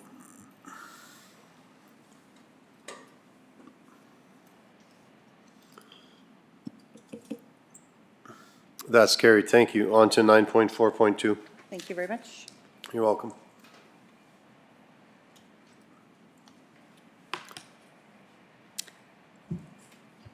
Morning. Morning again. Administration has been working on a review and update of the Highway 28 and Highway 41 Area Structure Plan to ensure the plan is consistent with the Municipal Government Act, current practices, municipal policies, and community aspirations.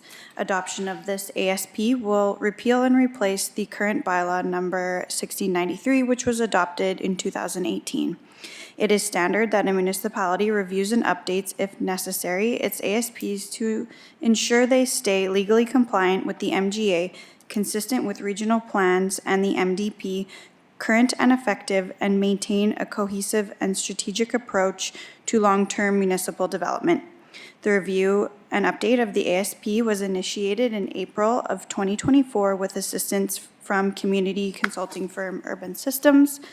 The amended ASP draft reflects the updates on the following: updating the airport information and the name to the Municipal District of Bonnyville Regional Airport, updating plan boundaries to run adjacent with Moose Lake Area Structure Plan boundaries so there is no longer any overlapping between the two plans, and changing the content style and formatting to be consistent with other recently approved ASPs such as Moose Lake, Chicken Hill Lake, Crane Lake, and Highway 55.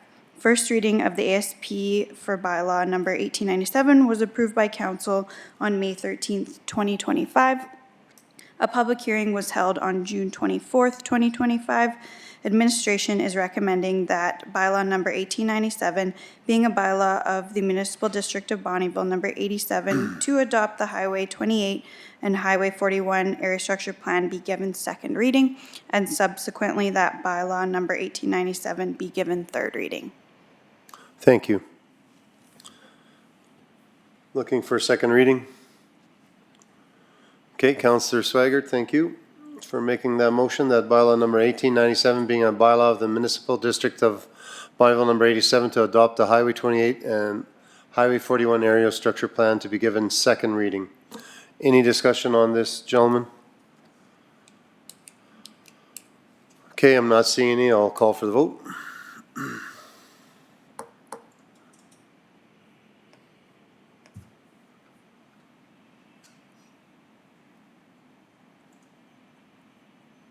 That's carried, thank you. Looking for third reading? Thank you, Councillor Sipchik, for making a motion on third reading. I don't know what came off my screen for some reason. Any discussion on this motion, gentlemen? Oh, there it's back. Okay, I'm seeing none. I'll call for the vote.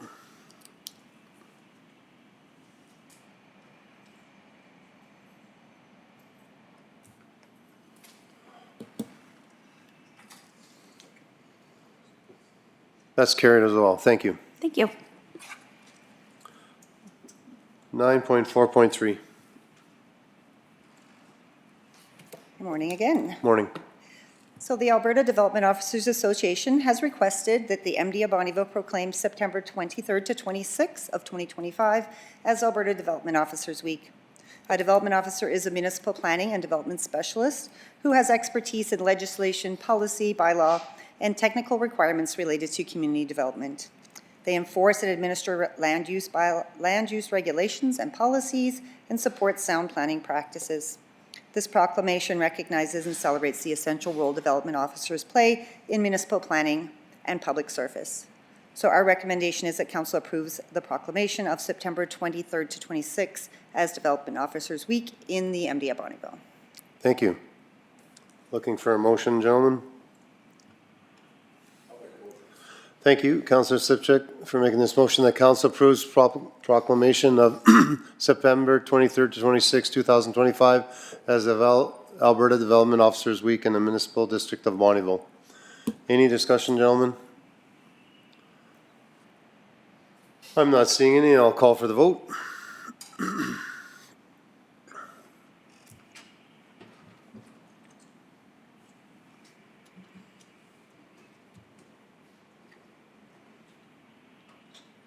That's carried. Thank you. Thank you.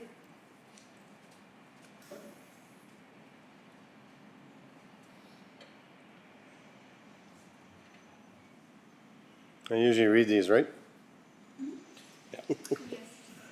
Whereas a development officer is currently planning and development specialist with knowledge in current legislation, policy, and bylaws, systems, and technical requirements for physical development with communities in the province of Alberta. A development officer enforces and administers land use regulations and policies on behalf of the municipality and is designated to the position of Development Authority by the municipality as defined by the Municipal Government Act RSA 2000, Chapter M 26. Whereas the Alberta Development Officer Association, resembling professional development officer in Alberta, endorses Alberta Development Officers Week to recognize sound development and planning practices and contribution made by development officers to the qualities of development within our communities and environment. And whereas Alberta Development Officers Week helps us to publicly recognize the work of our municipal colleagues in planning and development for the improvement of the municipal district of Bonneville. And whereas we recognize development officers and their commitment to public service. And now therefore I, Barry Klinsky, do hereby proclaim the week of September 23rd to the 26th, 2025 to be designated as Alberta Development Officers Week in the Municipal District of Bonneville. Thank you. 9.5.1.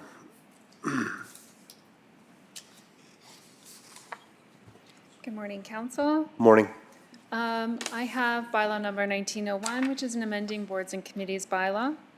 The administration has prepared these amendments, which would update bylaw number 1748, boards and committees bylaw, for council's consideration. The proposed amendments reflect required updates due to provincial legislation changes, as well as updated terms of reference documents that were adopted by council earlier this summer. In May 2025, Bill 50 was passed, which made updates to the Alberta Municipal Government Act, including the removal of a council's authority to establish their own codes of conduct through bylaw. The bill automatically repealed the Code of Conduct bylaw. However, municipalities are still required to update impacted governance documents, which reference such bylaw, accordingly by November 2025. Council also recently adopted updated versions of the Committee of the Whole terms of reference, as well as the Agricultural Service Board terms of reference, and these documents also need to be added to the bylaw, replacing the old versions. Attached for Council's review in Appendix A is the proposed amending bylaw, and Appendix B is the current consolidated bylaw number 1748. Today, administration is looking for first reading of bylaw number 1901.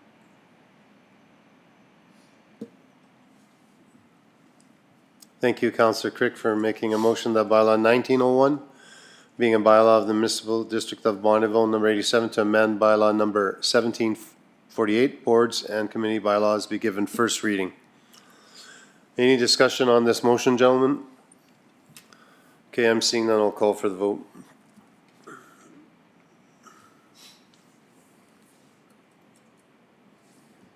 That's carried. Thank you.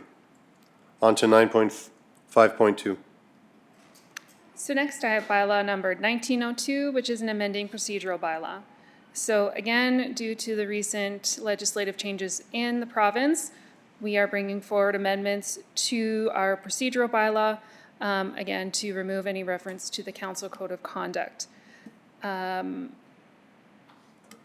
Additionally, any reference to, I apologize.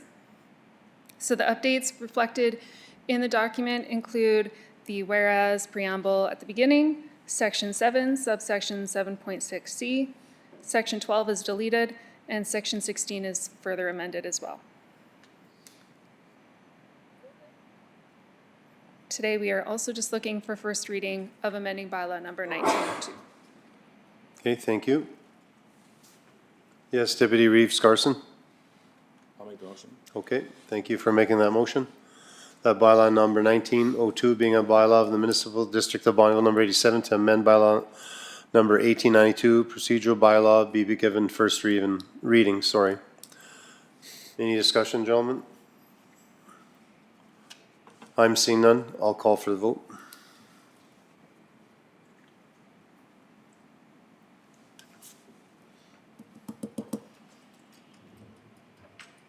That's carried. Thank you. We have addition to the agenda here, the 9.5.3. Can we have a quick washroom break? Sure we can. We'll take 5 minutes.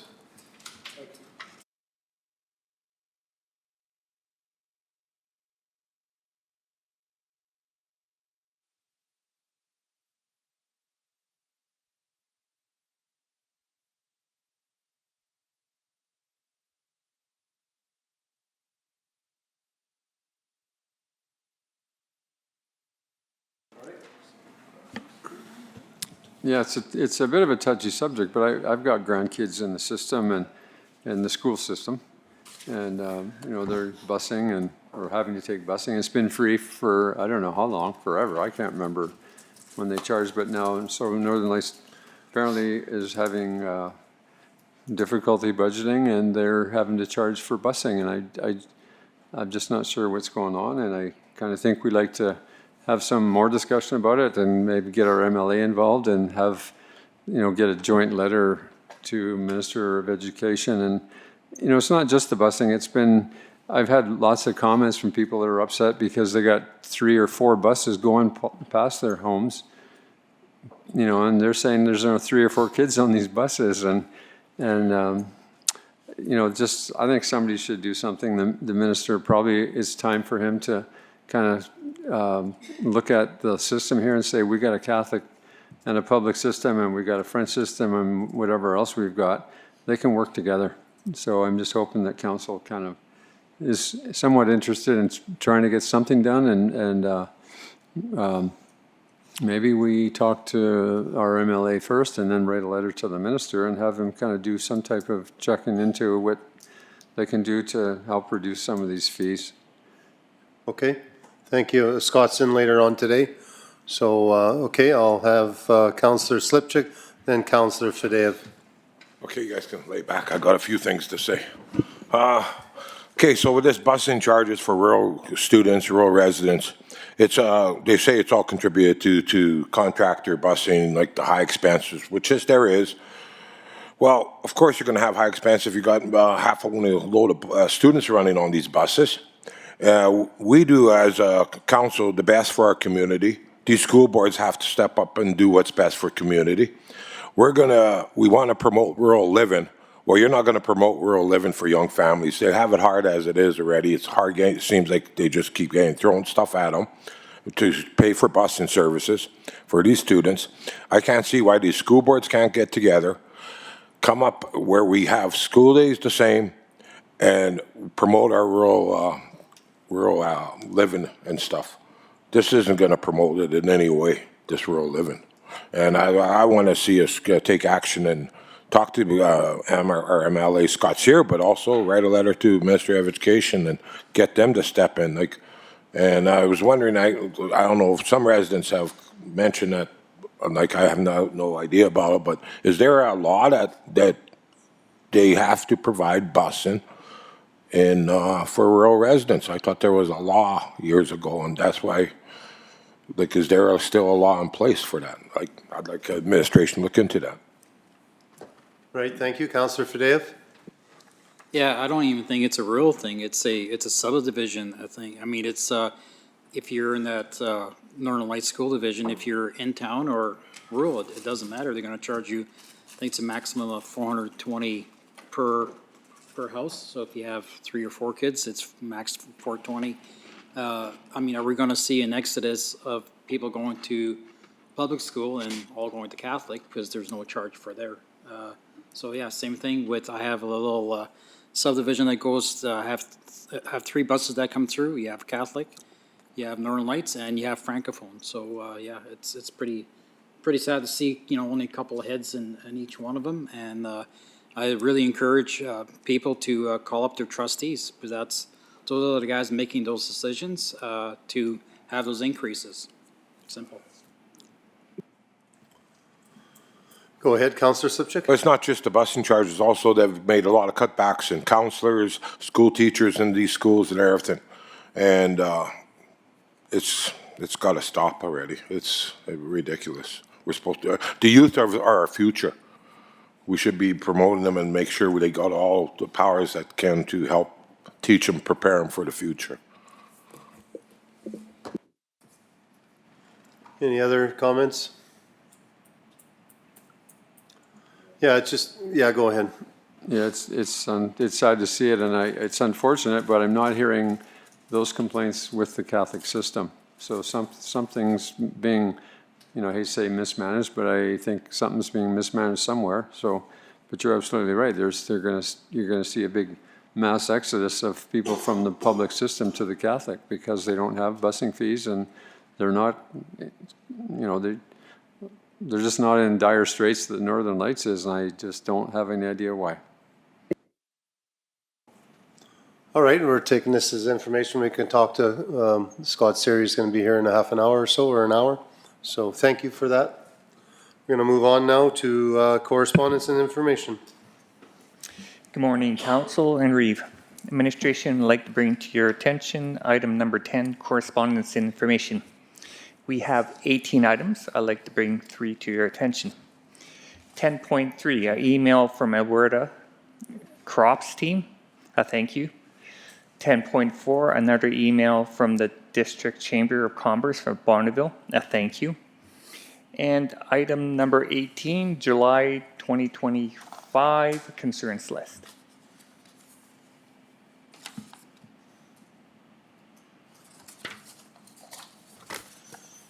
That is all from administration. Thank you. Deputy Reeves Carson, then Councillor Crick. Just throw your mic on there. And just 10.2, I'm just a little curious on this one. Is this something just for the city of Cold Lake? Do you know, or I didn't remember seeing more information on this one.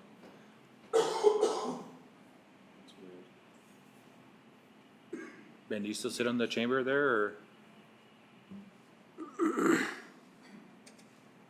Do you know any information about this one, or? Sorry, Ben, I didn't throw your mic on. Go ahead. Yeah, no, it's more for the city. Right, I thought so. Yeah. Thank you. I guess Councillor Crick, then Councillor Slipchik. Yeah, I just wanted to bring up the 10.15. It's a letter from the Alberta Conservation Association asking us to look into alternate access to Little Bear Lake. And Matt Yance just explained it to me here a little bit. Basically, there's the access to that lake. We have an aerator there. The Ag Service Board kind of partners up with them, with the Alberta Conservation Association, to aerate the lake so that there's trout in there. And then I guess the main access to the lake is basically through private property. And if that changes hands or whatever, then there's kind of concern that may not be any access really into the lake. So it just wanting us to look at access, and I wonder if maybe we can get administration to kind of bring that back to council at a later date, and we can kind of look more closely at that one.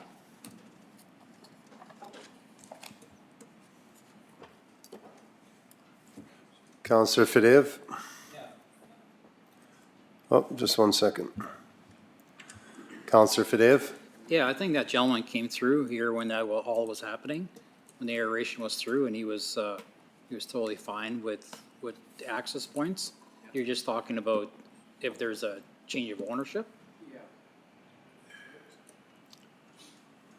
Councillor Crick. Yeah, if there's ever a change of ownership, and I think he's kind of up in age, so I think it's just kind of being prepared, I guess, and maybe Mr. Yance can speak a little bit more to it.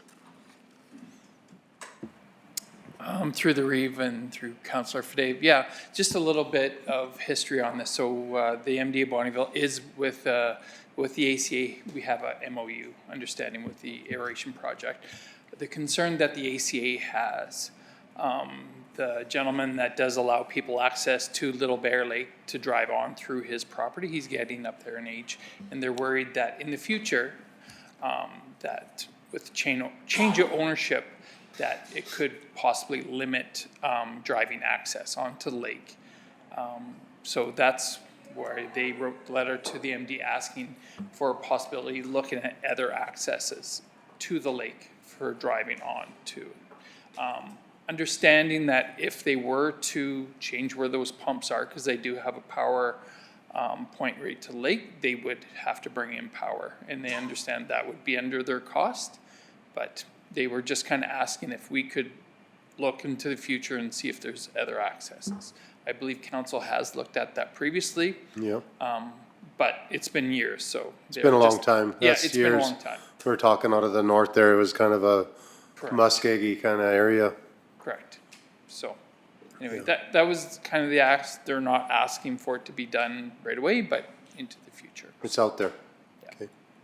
Sorry, Councillor Slip, you're okay with that, Ben? Yeah. Councillor Slipchik, please. Could we sign a long-term lease for access with the current owner that would be transferable? That would be up to the current holder. Right now, there is, I believe, the access agreement. But yeah, I don't think it will carry through to the next owner right now. That would be up to that current owner to do so. That'd be like an easement, but.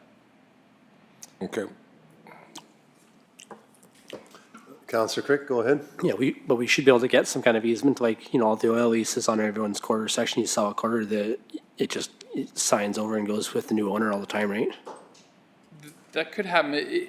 I don't know if that would be positive thing if you were to sell your property to somebody else. I don't think that would be a selling feature. That would maybe be negative to your property value. So that'd be a lot to ask. Okay. Definitely, we could ask that property owner, but. Counselor Swager? Thanks, Mr. Reeve. So can we direct administration then, do we need a motion to do that? So we have something written to give you some direction to sort of look into this and figure out access? Otherwise, it'll just be a talking point forever, and yeah. I know you guys are busy, but it's another thing to put on your workload, I guess.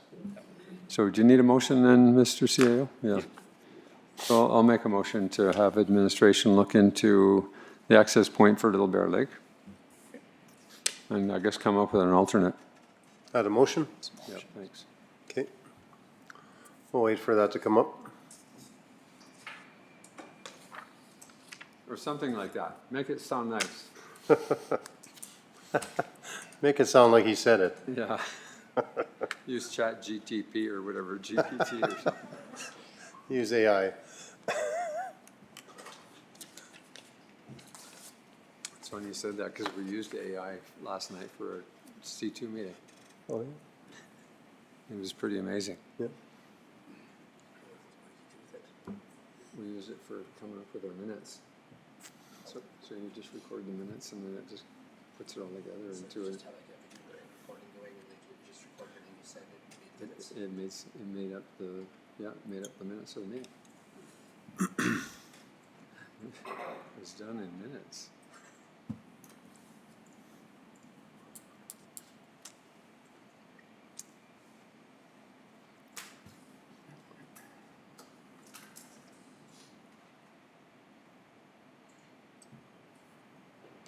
Thank you. Moved by Councillor Swaggart that Council directs administration to research options for alternate access to Little Bear Lake and bring back to a future meeting of Council for consideration.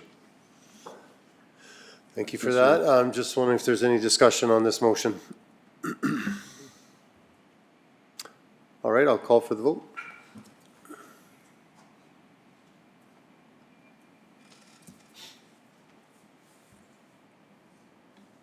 That's carried. Thank you.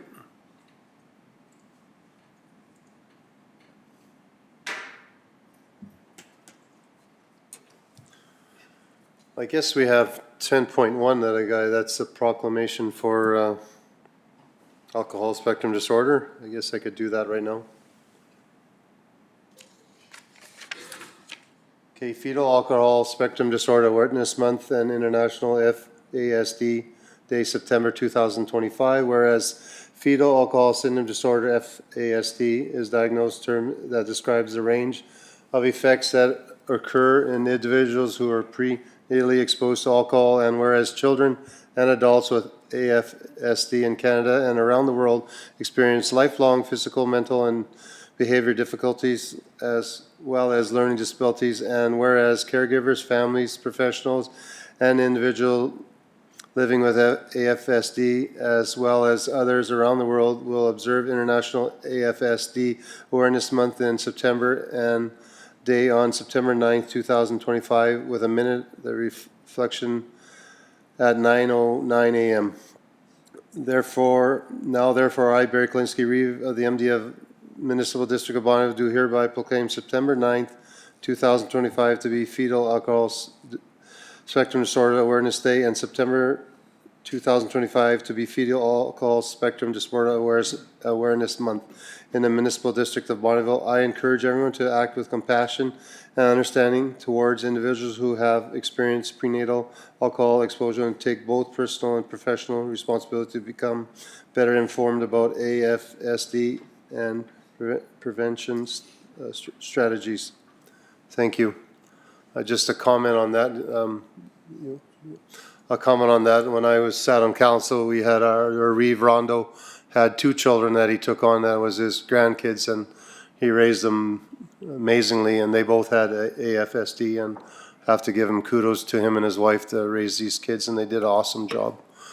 So on to Councillor Slipchuk. Go ahead. Yeah, okay, correspondence, I want to bring up 10.7 about the invasive species. They want to probably charge registration, whatever they plan on doing. I'd like us to discuss that with Mr. MLA Scott Sear, as well, because they're talking, whatever were rumors, and people are wondering, is there going to be registration for paddle boards, canoes, all that stuff? It's getting out of hand here already. Like, let's charge for everything. Yep. You know? And I think they could just do more promotion and training about invasive studies, more public awareness about it, so people will be more self-responsible too.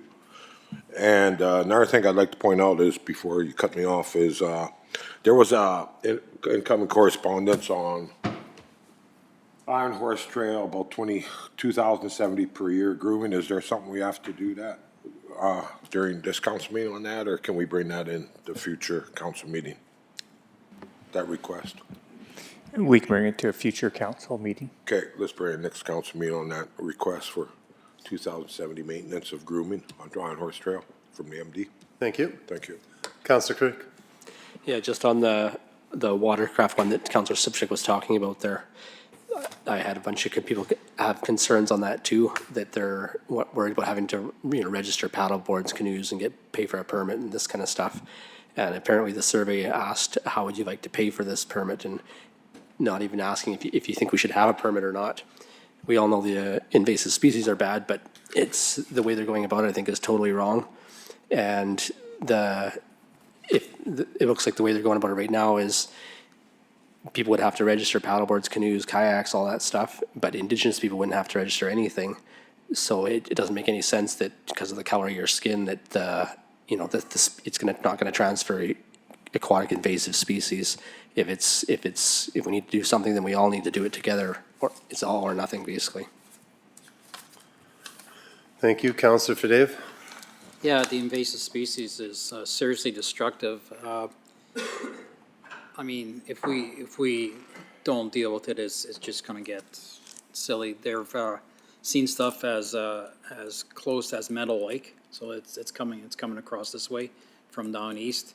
We have a station at Cherry Grove. They actually even had the fish cops out there because some people were not stopping for the mandatory stops, and they're just going right through. So, it's a cost, and same thing. It's one of those things where it's a user pay. So if you enjoy the waterways, you have to pay to get that policed, right? It's just it's a sad part, but it's typical like everything else. The government's running out of money. They used to have 3 dogs, like muzzle sniffing dogs. They only have 1 now, and he's down south. He's not even up here anymore. So, but yeah, it's definitely a serious thing. But it's devastating. Thank you. All right. Any other discussion on correspondence and information? Mr. Reeve, Yes, go ahead. if we could just get a motion for that proclamation. Okay, I apologize. I thought we did that. Yes, I did. Okay.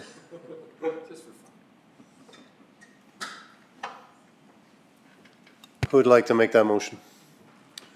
Thank you, Councillor Crick, for making that motion. We'll wait for it to pop up on the screen. It's there already. Moved by Councillor Crick that Council approves the proclamation of September 9, 2025 as Fetal Alcohol Spectrum Disorder Awareness Day, and September 2025 as Fetal Alcohol Spectrum Disorder Awareness Month for the Municipal District of Bonnyville. Sometimes my brain thinks faster than my tongue. Any discussion on this? I'm seeing none. I'll call for the vote.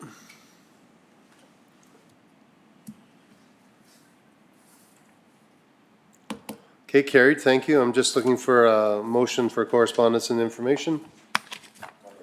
Thank you, Councillor Slipchuk, for making that motion that council accepts the following correspondence as information, 1 through 18. Any discussion on this, council? I'm seeing none. I'll call for the vote.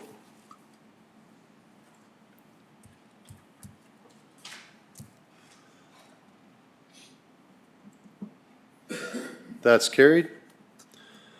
I'm pretty sure reports are next, so if anyone likes to have a member of council reports, whoever wants to start, go ahead. Okay, go ahead. I'll throw your mic on. Yep, wait. I messed up. Are you on now? Yep, there you go. Yeah.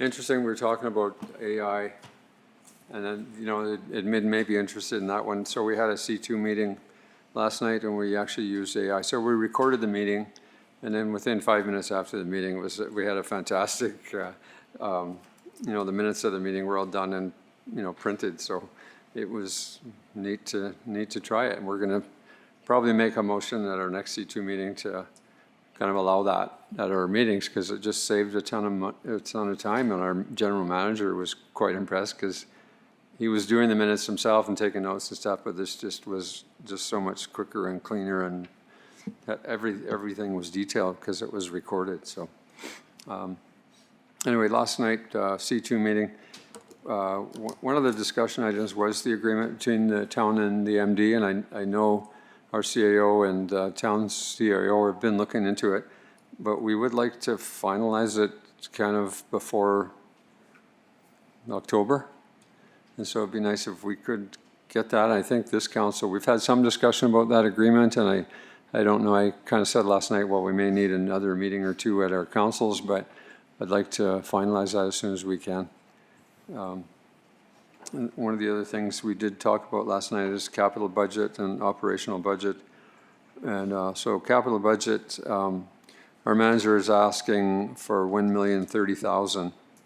And normally it's $750,000. So I told him to come and ask the finance folks at the MD to see how much we had in reserves. Because I think we have $230,000 or something in reserves for the C2. And then the town has some. So anyway, there was some projects that they wanted, and we approved the projects. So it was $1,030,000 that he's going to ask for capital. We have 109. We have 109 left? Okay. And then just, I think most people know this, but we've had issues with food service forever at the C2, and so we have Caffeinate on ice now. So Caffeinate downtown is moving to the C2. Not moving, they're having another location, so it's going to be, I think, a really good solution for the C2, and we hope Caffeinate does very well there. So that was the C2. Glendon Parade was good this year. We had tons of candy, so kudos to whoever put that one on. I think it was the Parks guys or something, but whatever. It was a good, nice event. They had lots of helpers out there, and we threw lots of candy. Right, Donnie? Or did you? Yeah, you took lots of candy home too, right? Because I did. No, just kidding. A Rustic Rural Utility Service Commission in Cold Lake, a recent meeting, there was discussion of the lack of natural gas. So, you know, they're building a $30 million sewage treatment facility down by the Beaver River. It's probably 80% complete now. They're not going to get natural gas because Northeast Gas won't supply them. So it was brought up, there was a motion made to reach out to the overseers of these utility companies and find out what's going on. And so they may actually reach out to the MD, because also we have issues in the MD with a lack of natural gas for a lot of our, not just residents. There's residents that don't have it, but there's so many industries that can't get natural gas, and it's crazy when there's so much in the area, but we're not getting it. So that was one of the Rustic issues, and the other one was getting funding for all these big projects. It's based on per capita and who's involved in the projects, and So City of Cold Lake supports Medley or the military base, and also First Nations with, water and sewer services. The government's changed the regulations, so we can't include the populations for the city or for the military or First Nations, so that reduces their budget incomes by a lot of money. So it's strange, and they're trying to work through that and figure out why this is happening now. And they're the first city to kind of get these new guidelines from the province, so it doesn't make any sense. So, and that was it. Thank you. Thank you, Dana. Who's next? Councillor Crick. We had an egg service field business tour and audit. So the province came out and did that. They were quite impressed with our department. Janice and Mike and Matt all do a great job, and Tanis out there. And I'm sure I'm missing a bunch of the team, but they all do a great job, and the province was quite impressed with what they saw. We had a policy meeting with the Northern Lights Library System, attended the Chamber Golf event a couple weeks ago, and also went to a Mirror Lake watershed meeting, which basically the people around Mirror Lake are all very concerned about the water level there. But the MD, we basically, if there's culverts and stuff, we kind of maintain that. So at the end, they asked people what could be done, and I think one guy said to pray for rain, and I think that's probably the best thing we can do. So that's it for me. Thank you. Councillor Slipchik. Yeah, we attended July 31st, the Lara Summer Field Tour. They had all their test crops out there. It was very good to do this year because with the drought and everything, so they're playing with trying different types of grass and cover crops and all that stuff. And then we had a board meeting later on, and they're discussing other crops to maybe start testing, looking into for future products, like opportunities for our agriculture industry. Attended the parade, was a very good turnout, and thank you to Councillor Kriviak and Nick Werschuk there for flipping pancakes, and everyone else that assisted in all that. And it was a good turnout at that parade, as well as I attended Lakeland Lodge and Housing meeting with Assistant Deputy Minister of Housing Division for my first time meeting him, David Williams. And he was very impressed with all our lodges are doing in that, but they're looking at other ways to help promote maybe seniors living in homes with their family more. So there's a lot of options they're looking at for assist with senior living. And that's all I got for now. Thank you. Deputy Reeve Scarson. Yes, I did. I went to that same Mirror Lake meeting as Josh did. I mean, there was a lot of chatter. I don't know if there's going to be much that comes from it or not. We'll see. But they did elect a whole new board. They got a bunch of new people there, and so I said we could meet with them and discuss ideas on what we could press the province to do to help, and if there's anything. So stay tuned for that. And then I also went to the Glendon Parade. It was pretty good. I'm sure every single person that was there went to the barbecue after because they served a ton of hamburgers. And then from there I went to the Derby and volunteered there for the afternoon. It was a ton of people there as well, so it was a pretty awesome event. And then I guess the only other thing really related was the Hay in the 30s as well. It was a pretty popular event, I guess, this year. I don't know if we had the numbers this year as last year or not, but She said for money-wise? well, For our people. I never really have a people-wise, but I know I think it's 325 was the last Yeah. count I heard, so pretty up, but it was 285, so Yeah. quite a bit up. Yeah, just another great fundraiser put on there, and served a bunch of food and for the supper and all that stuff too. So that was good. And yeah, other than that, that was about it for meetings. So Thank you. Councillor Fadeev. Yeah, thanks. C2 meeting, same as Councilor Swaggart. So just to kind of clarify, the capital ask is from the $1 million is from both, it's shared between both communities, not just one ask from us. Yeah. library meeting, again, same thing, everything has gone through the roof. So working on the budget there, there's gonna be a slight increase of an ask. It's kind of interesting to see you say about Rusnak.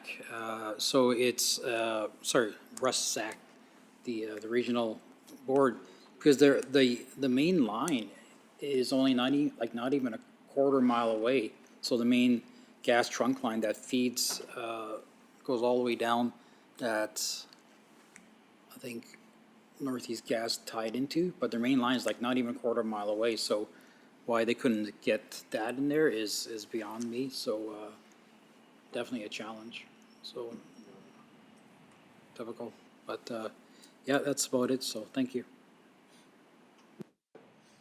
All right, most of you guys touched on a lot of things that I attended as well, and some I didn't. I guess Donnie and I were at the Bonneville Regional Water, and Glendon was there, and we're talking about the new water line going towards Glendon, and we discussed that and a few other things with the regional. Wasn't a very long meeting, but that was here just the other day. So that's all I have to, besides everything that was mentioned already. And then we did some municipal scholarship photo ops with a couple young ladies the other day and a young lady this morning, so that's nice. They came in and took a photo op with us, and I encouraged them. Like Donnie said, they'll be taking care of us someday. All right. I guess we need a motion to go into closed session. Sorry, who wants? All right, Councillor Crick, then Councillor Fadeev. Go ahead. Thanks. I was just wondering, you mentioned the Glendon water line. Where is that at? Like, what stage is that at? Is it happening, or when, or do you have any more information on that? I think who was also, Monte there? No, he wasn't there. They're awarding a contract for, what was the name of that? GND. Yeah, awarding it to GND. Is that for construction of it, or just for a design, or what? Design. Okay. That's just where we're at right now. Yeah, okay. Thanks. Sorry, Monte. I don't know if you know more about that. You weren't there, but your two guys were there, right? I forgot their names already, those, well, I'll throw you on. There you go. Through the Reeve, Ryan and Conrad attended. That's right. And the award, I believe it's GHB. Yep. Is the consultant, so it's just to award the consultant to do the tender and everything, yeah. Thank you. Okay. Appreciate it. Yes, Councillor Slipchuk. So I'll bring, I forgot about the water commission meeting. Yeah, so it'll be for shovels ready. They'll have all the surveying done, all the information. And I know they talked about putting a 10-inch line in, and because they're calculating a 2% growth per year. And Reeve Klinsky and I both mentioned, like, I think because there's a lot of future activity coming to our community and area, we pray and hope it happens.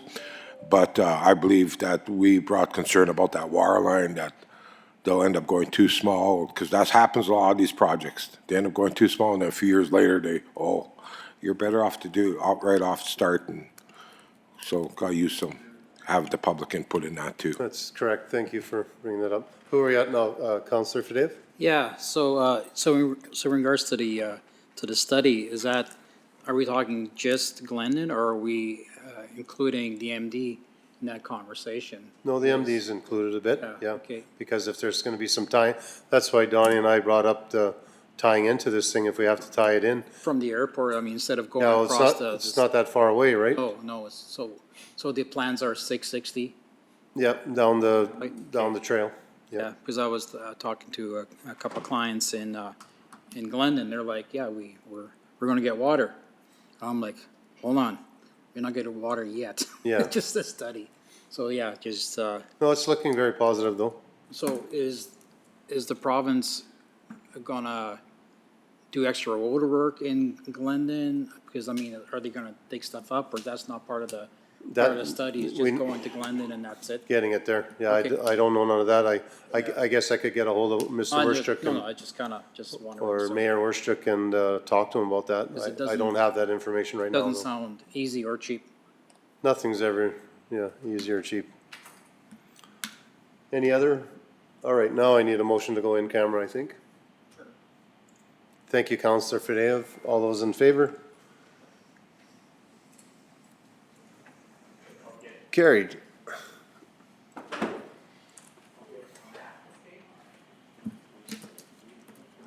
Sorry? In camera? It's written there.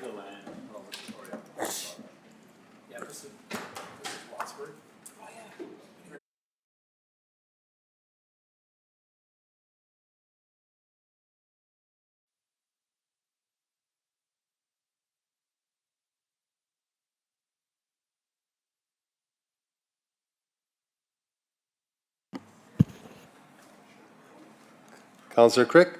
Thank you, Counselor Crick, for making this motion that council approves the purchase of lot 300-61501, Highway 41 Plan 1025276, Block 10, Lot 2, at the cost of $75,000 to be funded from the cash flow reserves.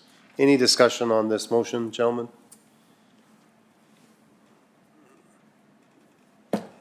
Okay, I'm seeing none. And my computer is turned off, so I'm going to just say, all those in favor, raise your hand. Opposed? That's carried. Thank you. It's carried. All right, we just need to close the meeting. Councillor Slipchuk, thank you. All those in favor?